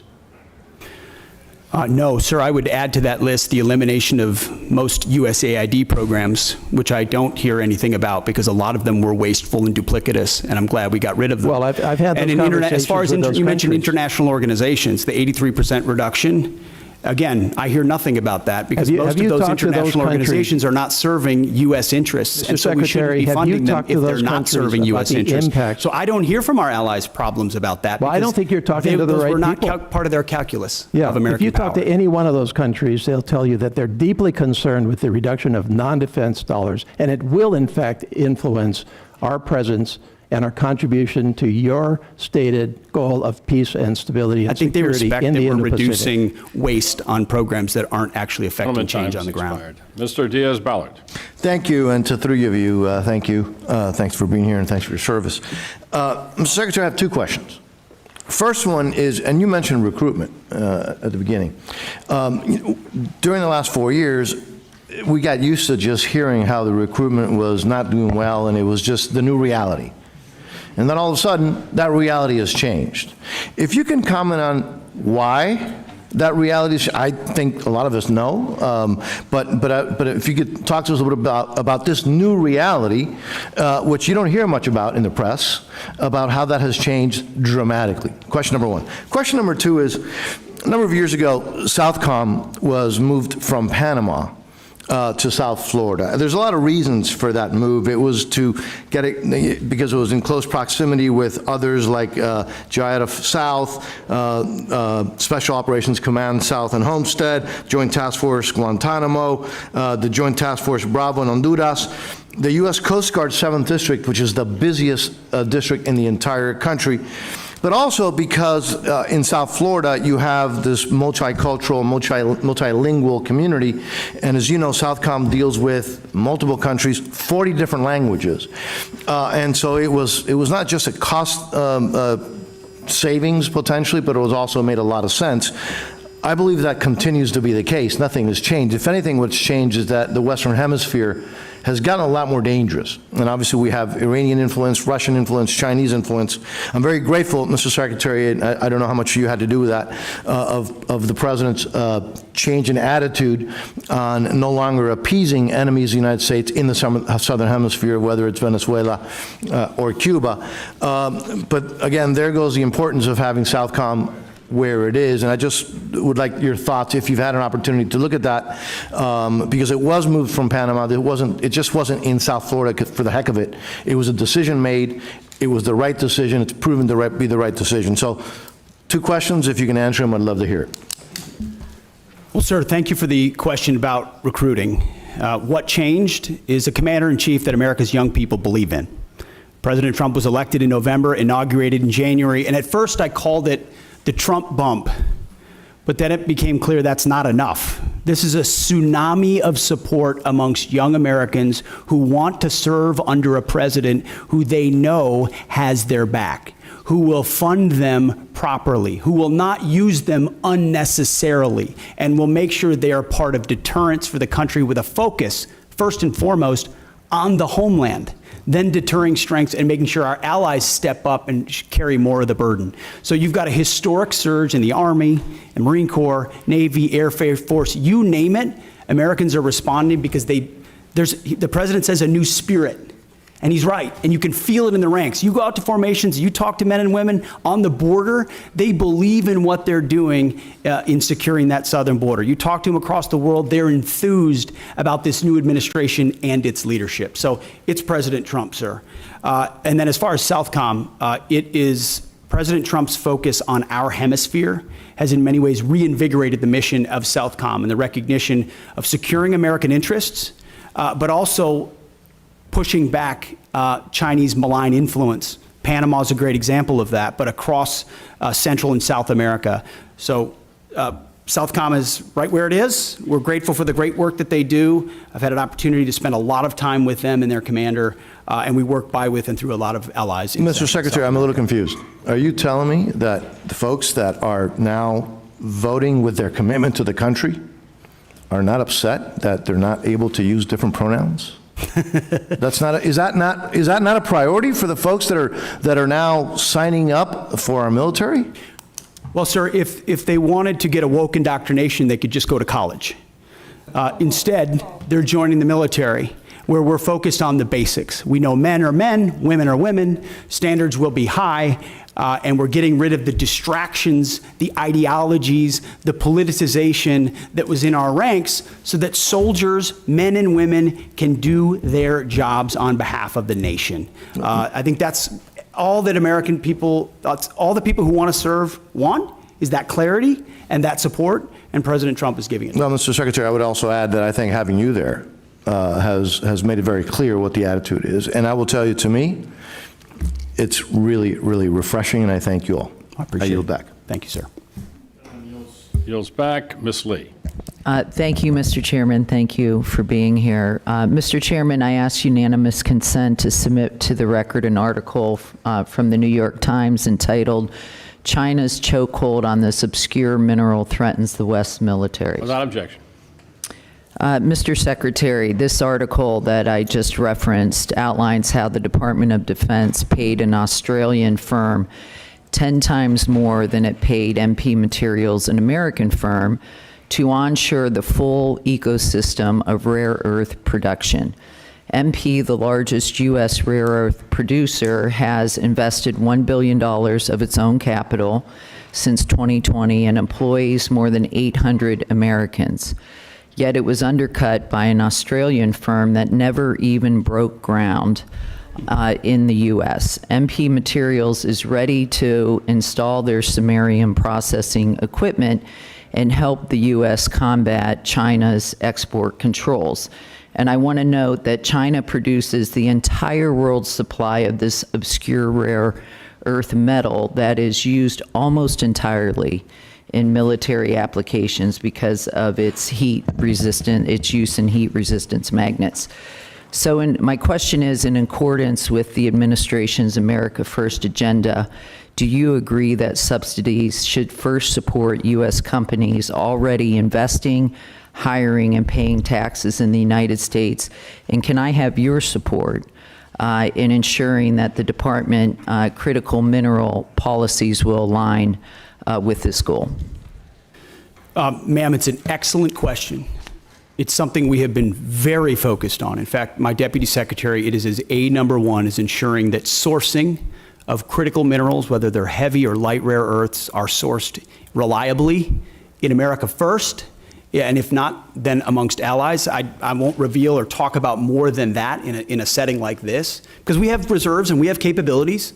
But at the same time, we have to aggressively work. And MP Materials, Mountain Pass, is a great example of a place where we can partner with industry. But what does China do? You know this. China undercuts the market intentionally to try to corner the market, and we have to account for that in the way that in the things that we support. So the answer is yes, I can have your support. Thank you. I also want to turn now to the collaborative combat aircraft. I represent Las Vegas, Nevada, so we're very excited that the department will base the CCA unit at Creech Air Force Base, which is the center of excellence in uncrewed aircraft systems. And I want to make sure that the department has the resources they need to make this program a success. Last year, the Air Force had to shift $383 million to the CCA program, plussing it up by 60%. Can you assure me that your budget request will fully fund the CCA program this year? Ma'am, it does fully fund the CCA, and we believe in the collaborative combat aircraft, the loyal wingman concept, this idea that you project power more robustly through autonomous, semi-autonomous systems that that amplify our lethal effect. So yes. Thank you. Great. Can you give me an update on the first flight and the production decision for Increment 1, and are we on track for the flight? When will it be? And finally, when do you anticipate the production decision this fiscal year? What quantity of aircraft will we procure? How many vendors will you award? And what factors are you considering? And feel free to chime in. You're talking about the CCA still, Yes. correct? My understanding is later this year on the flight. We know but a date? As far as the I don't know the exact date, ma'am. But Bryn, you might know. Yes, ma'am. We can get back to you on the specific date. It should be this fiscal year. And for our budget request, it's $804 million for the collaborative combat aircraft. Great. Thank you. How much time do I have left? I'll just, also, can you then outline what is planned for increment 2? What type of capabilities can we expect and what timeline and critical milestones? We'll get back to you on that one. ma'am. Okay, thank you. With that, I yield. Thank you, gentlelady. And I'd just like to point out that Mountain Pass is in San Bernardino County, California. So one of the only critical mineral mines only left in the United States. Hopefully that'll change soon. Mr. Joyce. Nope. Mr. Elzey. Thank you, Mr. Chairman. Sergeant Major Troy Black, thank you for all your years of service. You've been serving this country since Ronald Reagan was president in 1988. You leave behind a distinguished career in uniform, wearing that uniform, service to your country. You have served as the senior enlisted advisor to the Commandant of the Marine Corps and now to the Chairman of the Joint Chiefs. And I think, but what will be most missed, if you didn't know this about him, in 2010, he received the Bronze Star with a Combat V for running across several hundred yards of mine-in-placed fields to pick up a fallen Marine. You're a Marine's Marine. You will be missed. You are the pride of Louisville, Kentucky. And I'd like to say, on behalf of this committee and our nation, we're grateful, and fair winds and following seas.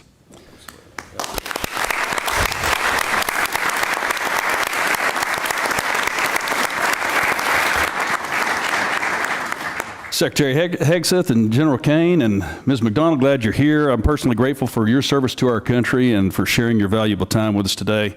Razin, you bring a non-traditional perspective to your tenure as chairman, having been a guardsman and an entrepreneur. Thank you for saying yes once again when called to serve, and also distinguished Flying Cross and 2 Bronze Stars. You didn't get that by sitting behind a desk. You were a fighter pilot's fighter pilot. You helped the plan to bring down Scuds in 2003. So thank you for your service. And Mr. Secretary, I want to salute you for your leadership and action-oriented approach at the Pentagon. You've created a sense of urgency that General Caine refers to in his testimony. And back to the issue of what we're not talking about today, and it's recruitment. Because in this family business, all volunteer force of ours, parents and their children who want to serve our country are now no longer afraid to sign up for fear of them being misused or not having their merit being rewarded appropriately. So thank you. You've also highlighted our service academies in that effort. Mr. Womack and I both serve on the boards of visitors at West Point and the Naval Academy, so thank you. I also appreciate your guidance on using commercial solutions in acquisition and on reducing the inflation that we have seen in the numbers of flag and general officers. And I think we can make the Pentagon a triangle pretty quick. There are more Navy admirals in the various systems commands than there are in the fleet. That's too many flags in D.C. and not enough at the waterfront or on the flight line. But speaking of acquisition, I want to turn to the plans of a 6th-generation fighter. General Caine, in his prepared statement, states that the F-47 will continue to ensure U.S. air dominance for decades. I'm a fervent supporter of not only F-47, but whatever the F-A-X-X is going to turn out to be. And I want to make that clear to everyone listening. Our Navy, our Joint Force, and our future combatant commanders need the Navy's 6th-generation fighter, the F-A-X-X. Relying only on the Air Force's 6th-generation fighter does not solve our air superiority challenge, because whether they're coming from Guam or Diego Garcia, the DIMPs are already set and the missiles are already guided. It's a non-moving target. An aircraft carrier moves its DIMPy every 30 seconds. So we can't do either of those with only the Air Force's plan by. So we either want to win or we don't, and I know we want to win. We have to do it with the F-A-X-X. And a 3-year delay is a de facto cancellation and a win for China, and they are watching. And don't take my word for it. They're conducting unrestricted warfare against us right now. And if you read the 36 guidelines from the 6th century, and they talk about how do you defeat an enemy, or Sun Tzu, you defeat them at home with fentanyl, by taking out our military members before they can even join, 70,000 a year. They are being successful in how they're doing unrestricted warfare, and that's exactly what they're conducting. They're also showing us their 6th-generation aircraft right now, and there's at least 3 that we know they're working on. We can't give the field to them and say 5th generation is okay for the Navy, but it's not for the Air Force. We must have both. So several well-informed, well-respected leaders shared with us the importance of having both the Air Force and the Navy 6th-generation fighters, Admiral Paparo, General Alvin, and Admiral Kilby acting CNO. I'm not going to put you all on the spot, but I just want to make it clear. If you'd like to address it, you may. I'm just putting it that it's that important to me. So what troubles me about the Pentagon needing to be a triangle now is that one of my favorite movies is Office Space. Remember Milton? Milton down there with the swing line. We're not really sure what he did, but he sure made a lot of trouble for everybody. I think we have a lot of Miltons in the systems commands and down there in the Pentagon, maybe at Cape, who are telling you that we can't do something when we absolutely can. They need to go. So let's get rid of the Milton. Let's invest in this generational investment. I'd like to thank Chairman Calvert, Chairman Calvert, for his investment in the FAXX and the bill, and present to this subcommittee later today. So thank you all. Appreciate it. Okay, go Navy. Mr. Morelli, you're recognized. Thank you, General, Chairman. I'm grateful for your service and grateful, Mr. Chairman, for the hearing today. I don't want to pile on, Mr. Secretary, and I'm brand new to this subcommittee, but I will say that in the same way we wouldn't go into battle without knowing the number of troops, our weaponry, the number of armaments, equipment, supplies, it's really almost impossible for this committee to do its job without details from the President, from the Department on a budget request. So I wonder whether or not we could get a commitment from all of you to come back before the committee when the full, the President's budget request has been delivered so you can answer questions in detail about it. Certainly, we'll make sure you get those details, Congressman. Well, getting the details is important, but also being able to answer questions about those details and what they mean, I think would be helpful. So obviously, this is the chairman's decision, but I would ask you to consider coming back before the committee when the President's budget request is submitted to us so we could get your sense of the various items in it. I want to go back to a topic I think Ms. Capter raised, which is Ukraine, and I really appreciate your comment that when you referred to partners on our side like Ukraine, so I'm glad we still consider them partners on our side. Last week, the Ukraine Defense Contact Group met in Brussels. I know we did not attend, you did not attend, and I don't believe you appeared even remotely, but that was a meeting in which allies coordinated billions in aid to help Ukraine. We're talking about funding right now without a budget, without a plan to sustain U.S. support in what I consider the most serious conflict in Europe in a generation. So can you at least give us a sense, Mr. Secretary, of the presidential drawdown aid authorized through January 20th? Do you know how much has actually been delivered? Which PDA? Just the presidential authority that was given through January 20th when the new administration took over. Ongoing PDA 71 through 74, and there's a 75th, which has not been allocated, and we're in the middle of drawdown 71 through 74. Okay, and do you have a sense of the how much has actually been delivered? I don't know the exact amount that has been delivered, but we're actively monitoring it as well as the lifespan of certain munitions, what munitions remain critical for us, critical for them, critical for allies like Israel. We're paying very close attention to the Okay, and you can give us a detailed, thank you.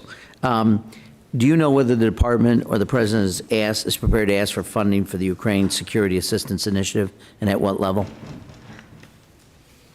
It is a reduction in this budget. As you know, this administration takes a very different view of that conflict. We believe a negotiated peaceful settlement is in the best interest of both parties and our nation's interests, especially with all the competing interests around the globe. I don't think the word victory has been well defined or the path to it. And as a result, a path to peace that stops the killing and the carnage is something that President Trump is very invested in. Well, look, I would certainly, I think I would define victory as making sure incursions, illegal incursions by the Russian Federation into Ukraine, which is a sovereign nation, would be a victory, but I'll leave that aside. I want to just touch briefly on, with the limited time I have, the President has announced $175 billion Golden Dome. It's been talked about. I know that what has been talked about, we understand that reconciliation includes a $25 billion down payment. We haven't really received much in clarity on the specifics. Can you tell me what the $25 billion will be used for? Well, sir, excuse me, there are many specifics that are not fitting for this setting. We're happy to get you at the appropriate level, the specifics you request. But what we've done is we've built out the entire understanding of what the architecture would look like, ensuring it includes existing capabilities that can be fielded rapidly. As President Trump has made the case, we need this now, not conceptually in the future. You know, we had SDI under Ronald Reagan, which was a concept. We've fast forward to the ability to deliver these things, and the American people deserve that kind of protection. So multiple layers for multiple different types of threats, coordinated with sensors, both on the ground and in space at other layers.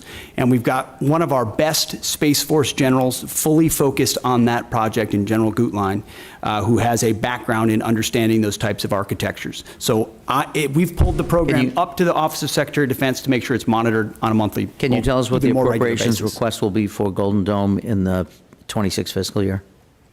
Well, the gentleman, go ahead. Bren, excuse me, Ms. McDonald, you can get back to us on that and for the record, and we would appreciate that. Mr. Fleischman, you're recognized.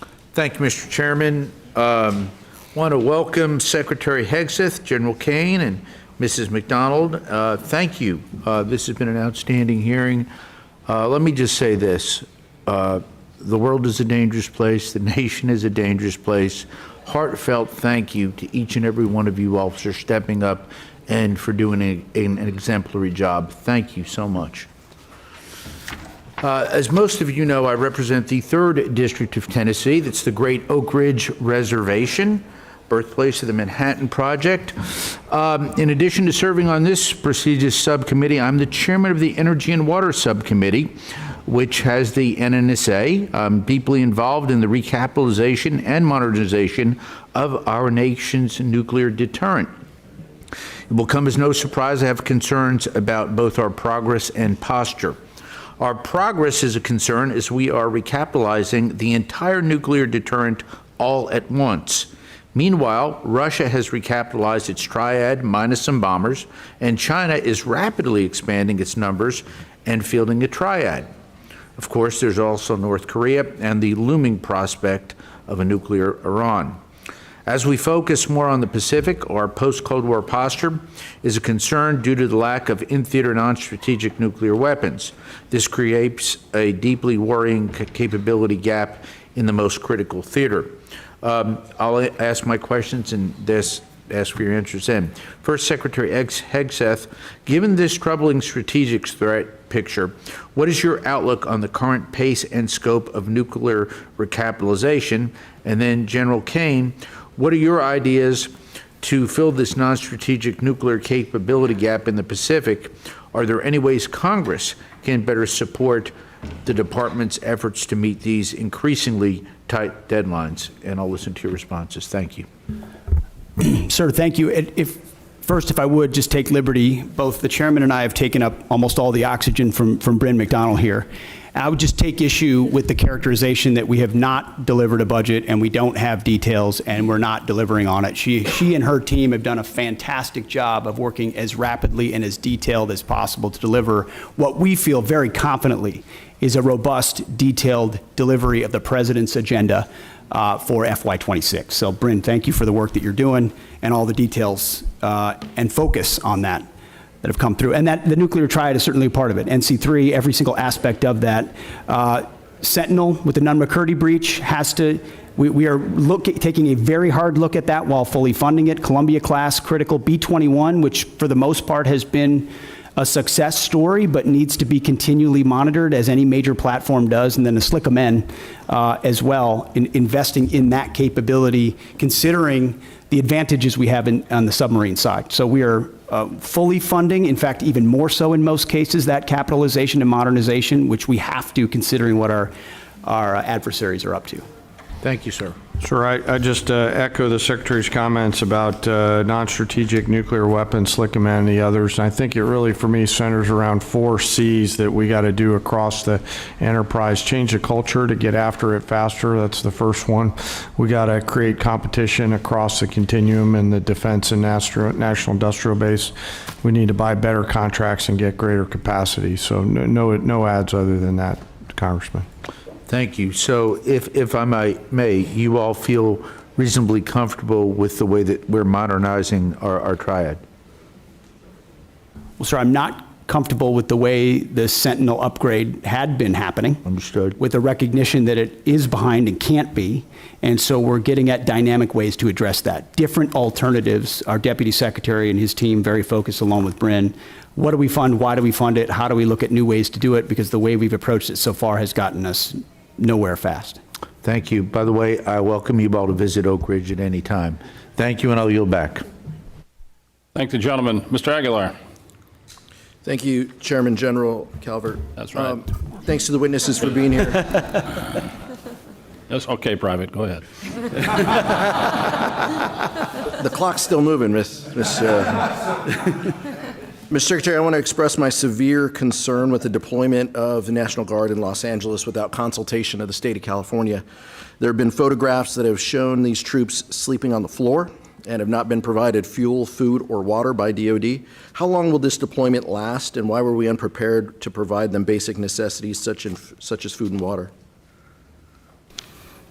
The commanders and troops on the field are very well prepared, sir. They responded incredibly rapidly to a deteriorating situation with equipment and capabilities.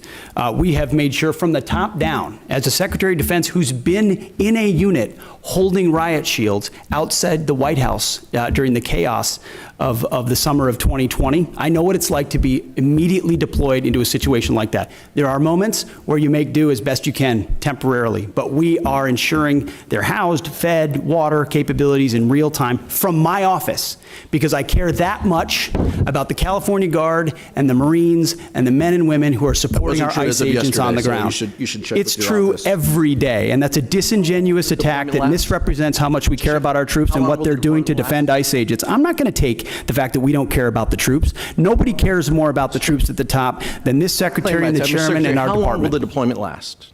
We stated very publicly that it's 60 days. Because we want to ensure that those rioters, looters, and thugs on the other side assaulting our police officers know that we're not going anywhere. We're here to maintain the peace on behalf of law enforcement officers in Los Angeles, which Gavin Newsom won't do. What is the estimated cost of the deployment for the Guard and the Marines to LA, and where's this funding coming from? Will it be coming from quality of life programs that affect our service members or our families? If you want to wait till I finish. Before I hand it to, such as updates, housing and barracks. Before I hand it to Bryn, the insinuation that we're pulling money from housing and barracks in order to fund this is disingenuous and incorrect. I'm just asking. Bryn can give you the numbers, absolutely. So the current estimated cost is $134 million, which is largely just TDY cost, travel, housing, food, et cetera. Where's it coming from? That's the cost, but where's it coming from? Out of their O&M accounts. With the most recent deployment of the Marines, Mr. Secretary, what's the justification for using the military for civilian law enforcement purposes in LA? Why are you sending war fighters to cities to interact with civilians? Every American citizen deserves to live in a community that's safe, and ICE agents need to be able to do their job. They're being attacked for doing their job, which is deporting illegal criminals.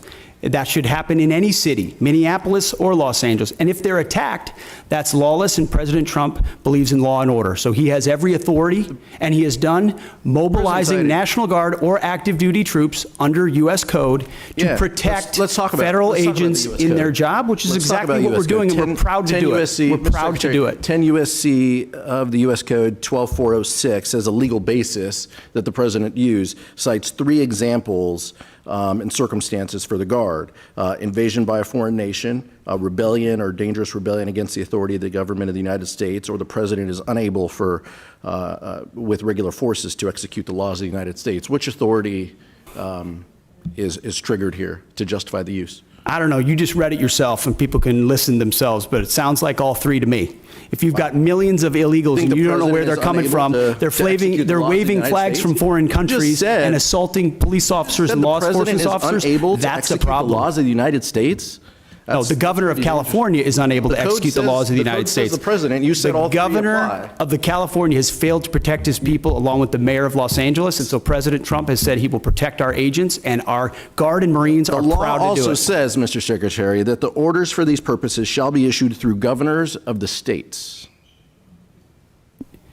You and I both know that President Trump has all the authorities necessary, and thankfully he's willing to do it on behalf of the citizens of Los Angeles, on behalf of our ICE agents, and behalf of our country.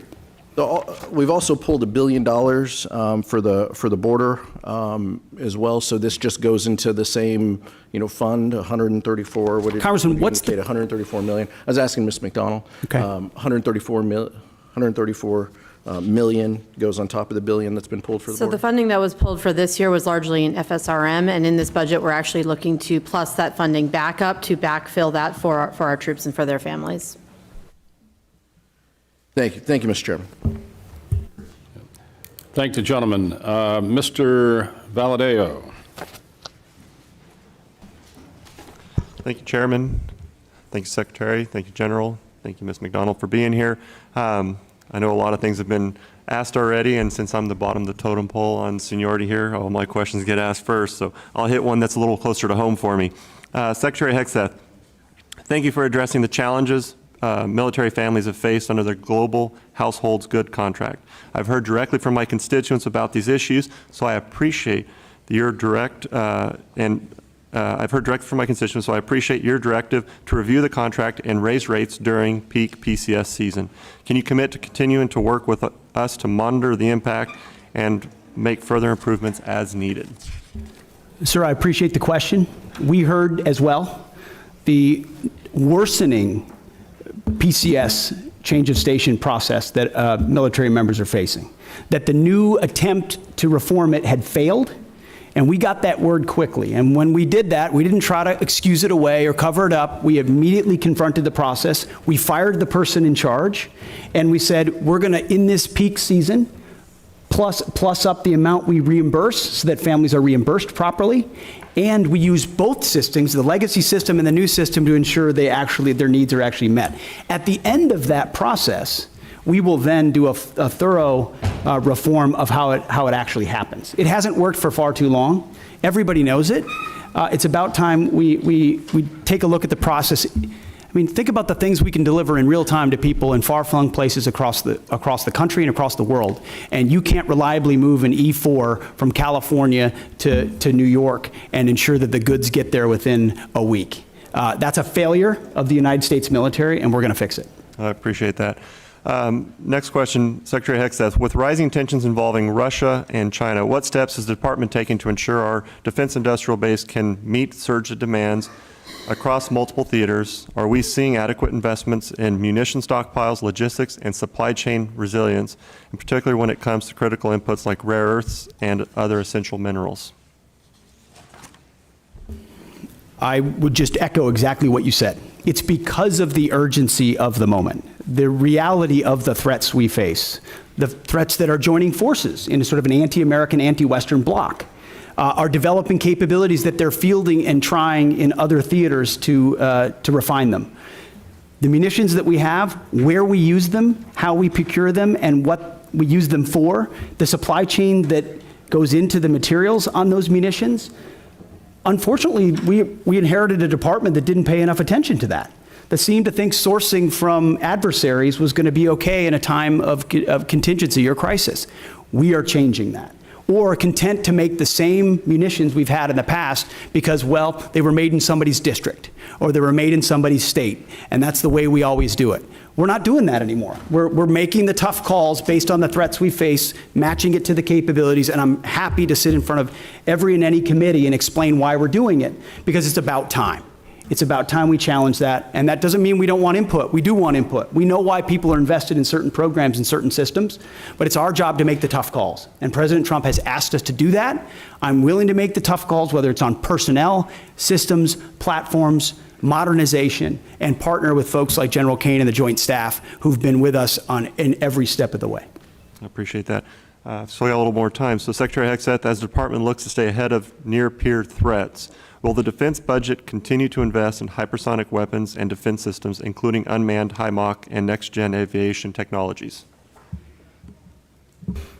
The answer is yes. In a way, unfortunately, the previous administration did not. So if you're looking at long-range fires, autonomous systems, hypersonics are part of warfare of the long-range drones, a part of the warfare of the future. That means we're investing in them to be better than our adversaries. Not accept the fact that we have matching capabilities, but what more can we do to enhance those so we're ahead of the curve? Because when President Trump says we have the best platforms, the best systems, the best fighters, the best ships, the best vehicles, he means it, and we mean business on it, and we're going to deliver it. All right, thank you. And I've got 30 seconds. So General Kaine, if Congress had $1 extra to invest today most effectively to strengthen our deterrence posture against China, Russia, and threats in the Middle East, where should it go? 20 seconds. Wow, I'm gonna take 19 of those, Congressman. Probably in munitions. I don't know how much we'd buy for $1, but I'd want to make sure that the joint force is properly armed at scale at the tactical edge, and the youngsters that volunteer to serve have what they need. I appreciate that. Thank you, Chairman. I yield back. Thank the gentleman. Mr. Joyce. There we go. Thank you, Chairman. Secretary, everybody, I appreciate we had to go out to other, you wouldn't believe this, but there are other hearings taking place. So I went over to bug Secretary Turner and now came back. So it's your turn. Secretary Hegseth, your April 30th memo on Army transportation and acquisition reform directs the Army to expand prepositioned stocks of equipment to the Indo-Pacific. I expect we would need to enhance our industrial base capacity to support this effort. Can you discuss the importance of increasing prepositioned stocks in the Indo-Pacific and how this affects the Army's resources for FY26? It's a great question because it marries up two things that need to be linked and synced and often aren't, right? The capabilities that we have in the priority theater and where we preposition those capabilities. So my job exists on multiple axes of that. One is working with allies and partners to make sure we have places to preposition them, many of which we can't talk about here today, but in the event of a contingency, we can't be relying on a supply chain that reaches all the way back to the States or even to Hawaii or even to Guam. You need to recognize the prepositioning of stocks, but then you have to have those stocks and they have to be the relevant ones for the systems that you're deploying, and you need a defense industrial base to deliver on that, which is why we've made historic investments in munitions, focusing on priority munitions that would be applied in our priority theater, with a recognition that every munition we spend somewhere else, and I say that as someone who, very proudly, we conducted a very successful freedom of navigation campaign against the Houthis to ensure that our ships don't, and by the way, 2 of our ships transited the BAM successfully and the ceasefire held very recently. So doesn't mean you don't expend munitions, you judiciously expend them with an understanding that you have to safeguard others for future fights and prepositioning and then invest in your industrial base. And I think that's why you see a budget with a 13% increase. 13% increase in a defense budget is significant and allows us to both invest in the president's priorities and fast track munitions that we're going to need. For a guy chairing a committee that has to cut his by 57%, I can tell you getting a plus 13 is a lucky day. Chairman Kaine, our forces face growing challenges sustaining operations across contested environments, particularly in the Indo-Pacific. China is investing in capabilities designed to disrupt supply lines, access to forward operating bases, and target critical logistic nodes. What steps are you taking to strengthen contested logistics capabilities, and what investments can Congress make to ensure that you have operational resilience? Well, Congressman, thanks for the question. You know, history tells us that the professionals talk about logistics, and that's what was the big differentiator between us and our adversaries in World War II, is really the logistics power. You know, our teammates within the Joint Force are looking carefully at this right now, and as we look at the adversaries' threat arrays that they have and our ability to defeat them and move the combat capacity that we need to through those difficult places is a key part of that. I don't have a specific number for you, but what I'll commit is, as we think through what contested logistics looks like, as we think through what forward supply points on the first and second island chain might look like, we'll stay close with the committee to make sure that we're communicating early, often, and always about what our needs are. I certainly appreciate that, and I throw out that having a small Air Force Reserve airport in Youngstown, Ohio area. Some great C-130Js up there, Congressman. Yeah. Appreciate the help on our fire department for the new inventory we got. But the old stuff we had there, you had maybe 8 planes. You were cannibalizing 3 to feed the 5 because we didn't have parts in storage and those type of things. And I think that's has played out in other areas for us as well. And we need to not only make sure we have the manufacturing industrial base, but we also have the ability to have the parts and inventory on to keep all those things online, or we have to remove them from Yes, service. sir. I know General Alvin and the team at the Air Force is looking hard at that too, to make sure that we've got the right stuff on the shelf prior to that we need, not just in the C-130 community, but the other airframes within the Air Force, and frankly, the Joint Force. Parts are always going to be a driver, and I'm really encouraged by the innovation that's happening to look at things like additive manufacturing, where we get a hold of the specs from companies like Lockheed and others and can just 3D print right on the spot of the requirement. Those have to be in any procurement you do from now on. That you Yes, sir. also I think so, sir. It's, the force of the future will fix on the spot, so they'll need to be able to have the parts right there. And as we look at mission command and delegating authorities and responsibilities to our younger commanders and complex command and control problems, part of that is going to be the ability to sustain our force out there at the edge. Thank you very much, General. Yes, sir. I yield Thank back. And thinking of logistics, it made me think at, General Marshall, who went out in the 30s and met with a young lieutenant colonel, and said it's the best logistics officer I've ever met. And that was General Eisenhower. 3 years later, he was a 4-star general. So wars, logistics are important. Mr. Anderholt, you're recognized.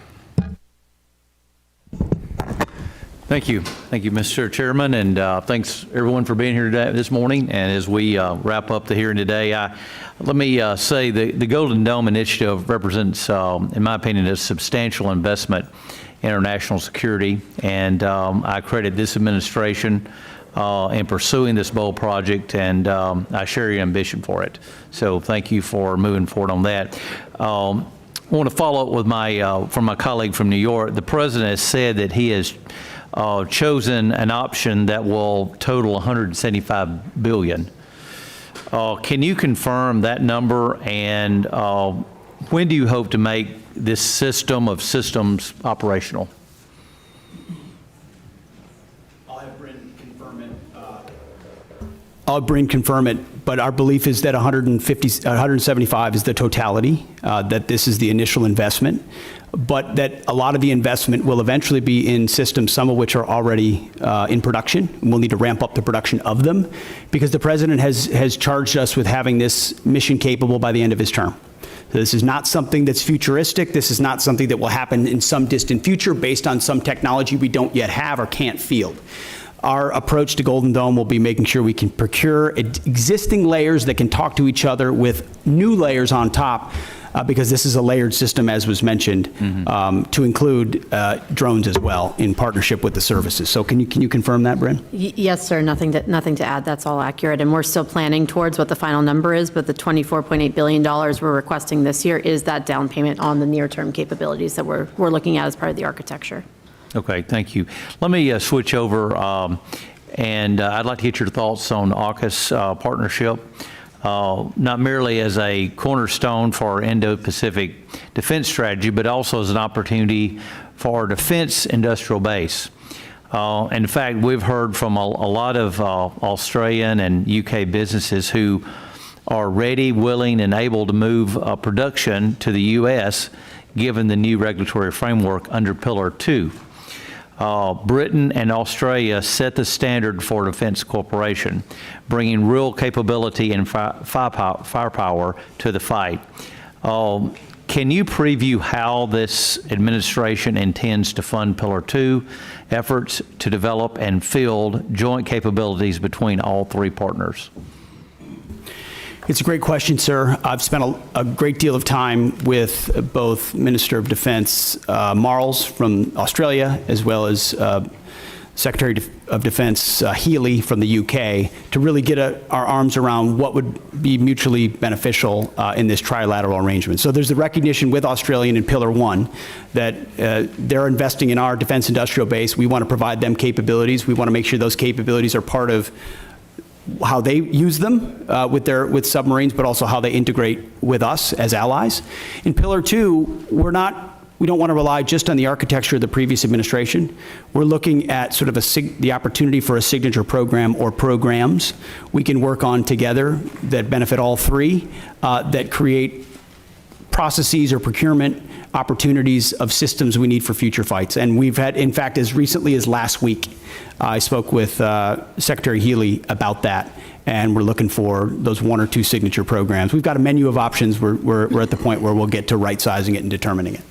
And you feel at this point that things are on track and you're... That's what we're monitoring, especially in Pillar 1, sir, to make sure that expectations are properly set so that we're not missing deadlines or expectations are shifted in the wrong direction. So we're having honest conversations with our allies like we should, with a recognition that by investing in each other in that defense industrial base, we can have a multiplying effect. Thank you. I yield back. Thanks, gentlemen. Ms. McCollum, any closing statement? Yes, thank you, Mr. Chair. So to Mr. Aguilar's question, and Ms. McDonald, you were helping to fill in the blanks. The money's coming from FSRM, and that's about a 25% cut to that budget to fill on what's happening on the border and now what's happening in Los Angeles. If you could get us the details of what's not going to happen in that account because of that, that would be fabulous. We might want to look and see if we prioritize things in next year's budget to make sure that they're covered. Mr. Secretary, the top line on the budget before us is $830 billion. It is not $901 billion. It's just not. That's the number we have to work with. You can talk about an increase. You've got a lot of things baked in. Hopefully that goes in reconciliation, $6 billion for revitalizing shipyards, 3.5 for F-47s, 25 for Golden Dome. But that's all in reconciliation. And we can't include that in any of our planning. And that's why we are so concerned about getting the money outbreaks in front of this committee. And I'll give you an example. The Navy, their J-books, where they break everything down, I know you're really familiar with them. We had 30 of them in front of us when we were getting ready to do our appropriation last time. We have 0 in front of us this time. So, Mr. Secretary, I believe, honestly believe you want to provide the information, but time is of the essence because this committee wants to do its best work together, both Democrats and Republicans, to make sure the women who serve in our armed forces have the equipment that they need to do the missions that they're assigned to and come home safely because we honor their service and their commitment. Get us the information. Thank you, Mr. Secretary. I thank the gentlelady, and I just make sure we're going to agree that we need some more detailed information. We're going to go ahead and we're going to go upstairs here and do the subcommittee mark, but then we're later this week we're going to do the full committee mark on this bill. The Senate is pushing off doing their appropriation bills in general until after reconciliation passes because they want to incorporate that. But we don't have the luxury of time. We'll just have to work out the differences we have in conference. But it's hard for us to do our job without the J-books, without the detailed information.